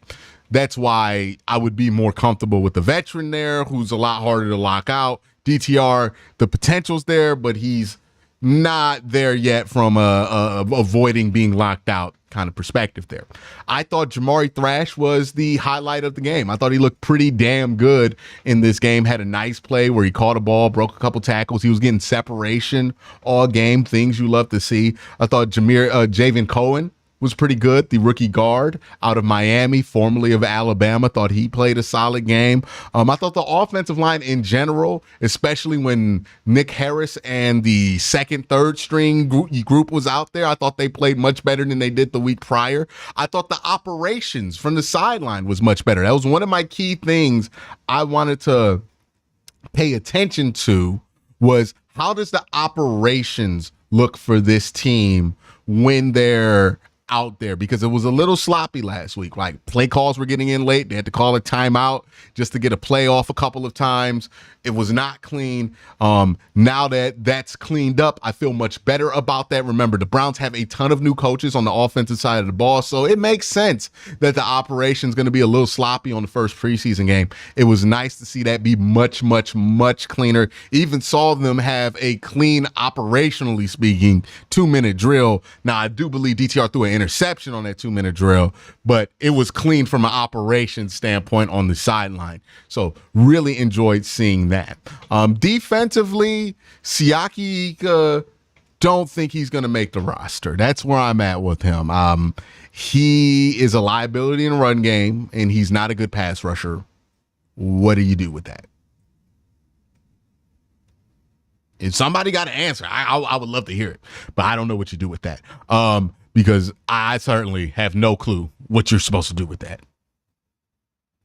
Like, I can't give you a justification. I saw a dude wearing number 60 today outplay Siaki Ika. I saw Javon Briggs outplay Siaki. I've seen too many players outplay him. Now, Michael Hall, I thought Michael Hall had a nice game from a pass rushing standpoint. He's awful in the run game. I comped him to Larry Ogunjobi coming out of Ohio State. He looks like he's living up to that, right? Pretty good pass rusher, can get pressure.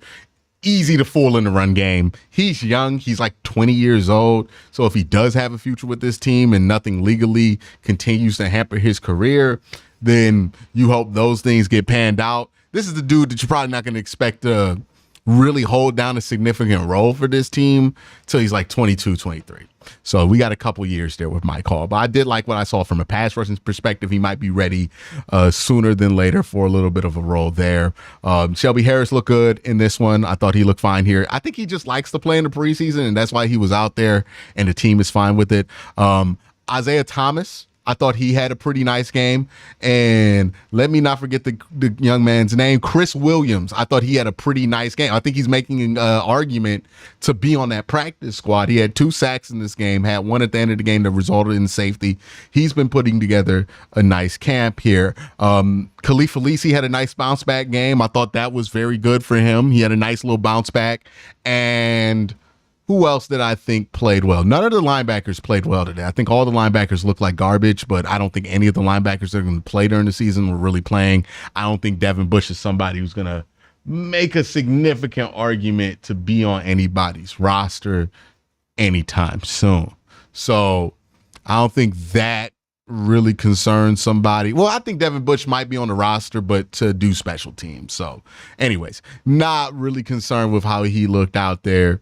And then once you got to the secondary, it wasn't anybody that you expect to play. Like, I know Hardy played, but Hardy's going to be primarily a special teamer. So not really concerned with how any of that looked. I thought Cam Mitchell looked okay. He got beat late.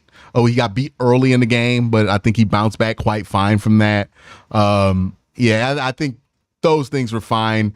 Overall, there's not much to take away from this Browns game because so many of the starters did not play. We did get our first extended look at Deontay Foreman, and he looked fine. I thought Aiden Robbins was another one that looked pretty good in this game, especially late in the game. You saw more of a burst early in this game. He didn't have a burst to him, but late in the game, you saw more of a burst from Aiden. You saw the burst from Deontay Foreman on a screen play where he was able to get some space and got downfield, and you saw a player that can make a difference there, right? As a running back, and you can add him to a rotation. I think I see the vision there with Deontay Foreman, and what I like most about him was when they ran him on first down, he was able to get positive yards. And if you watch the Browns run the football last year, typically during the end of the season when they were down 2 tackles, you know that was very difficult for this team to come by. So I like that from Deontay Foreman. I'm pretty encouraged with what I saw out of him in this game. But yeah, overall, not going to take away too much. Like, nothing about what happens in this preseason game or last preseason game or even in the next preseason game where the starters are going to play is going to change much about how you feel about the Cleveland Browns because they're just not showing that much. This is the safest they've ever played the preseason. This is the most precaution that they've ever taken in the preseason, and it's showing itself on the field because they're not taking very many risks during this preseason. So I think my takeaway from this game, Jamari Thrash looked good. I thought you saw some nice stuff out of Deontay Foreman, and Shelby Harris still looks like he's going to be able to be productive out there. Mitchell Payton, I don't want to forget about Mitchell Payton. Thought he put together a nice game as well. And as far as the quarterback situation goes, it's looking like DTR should be quarterback 3 on the depth chart. I don't know if he should play, though. I think he should just be there strictly to be developed, but I don't know if you're going to get away with sneaking him on the practice squad, even though I think the argument for sneaking Huntley on the practice squad is getting easier and easier as he plays more. So that's where I'm at there with the Cleveland Browns in this preseason game. Let me get to the super chats now, y'all.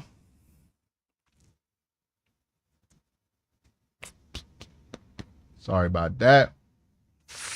Mike C. Rodriguez, over or under 6.5 games for Watson this season? Over. Mark says, keep up the good work, Q. We love you. Appreciate that. Professor Chaos says, who at left tackle would you want the Browns to target? I mean, they're not going to target anybody that we know. They're just going to get like a solid backup veteran tackle in there, right? Maybe it's like a washed old starting left tackle. Maybe it's somebody that people feel good about, or at least they feel good about at the bottom of the roster. This isn't going to be like a big name that is going to excite the fan base. It's just going to be a dude in there that they feel better about starting than like their 5th string guy.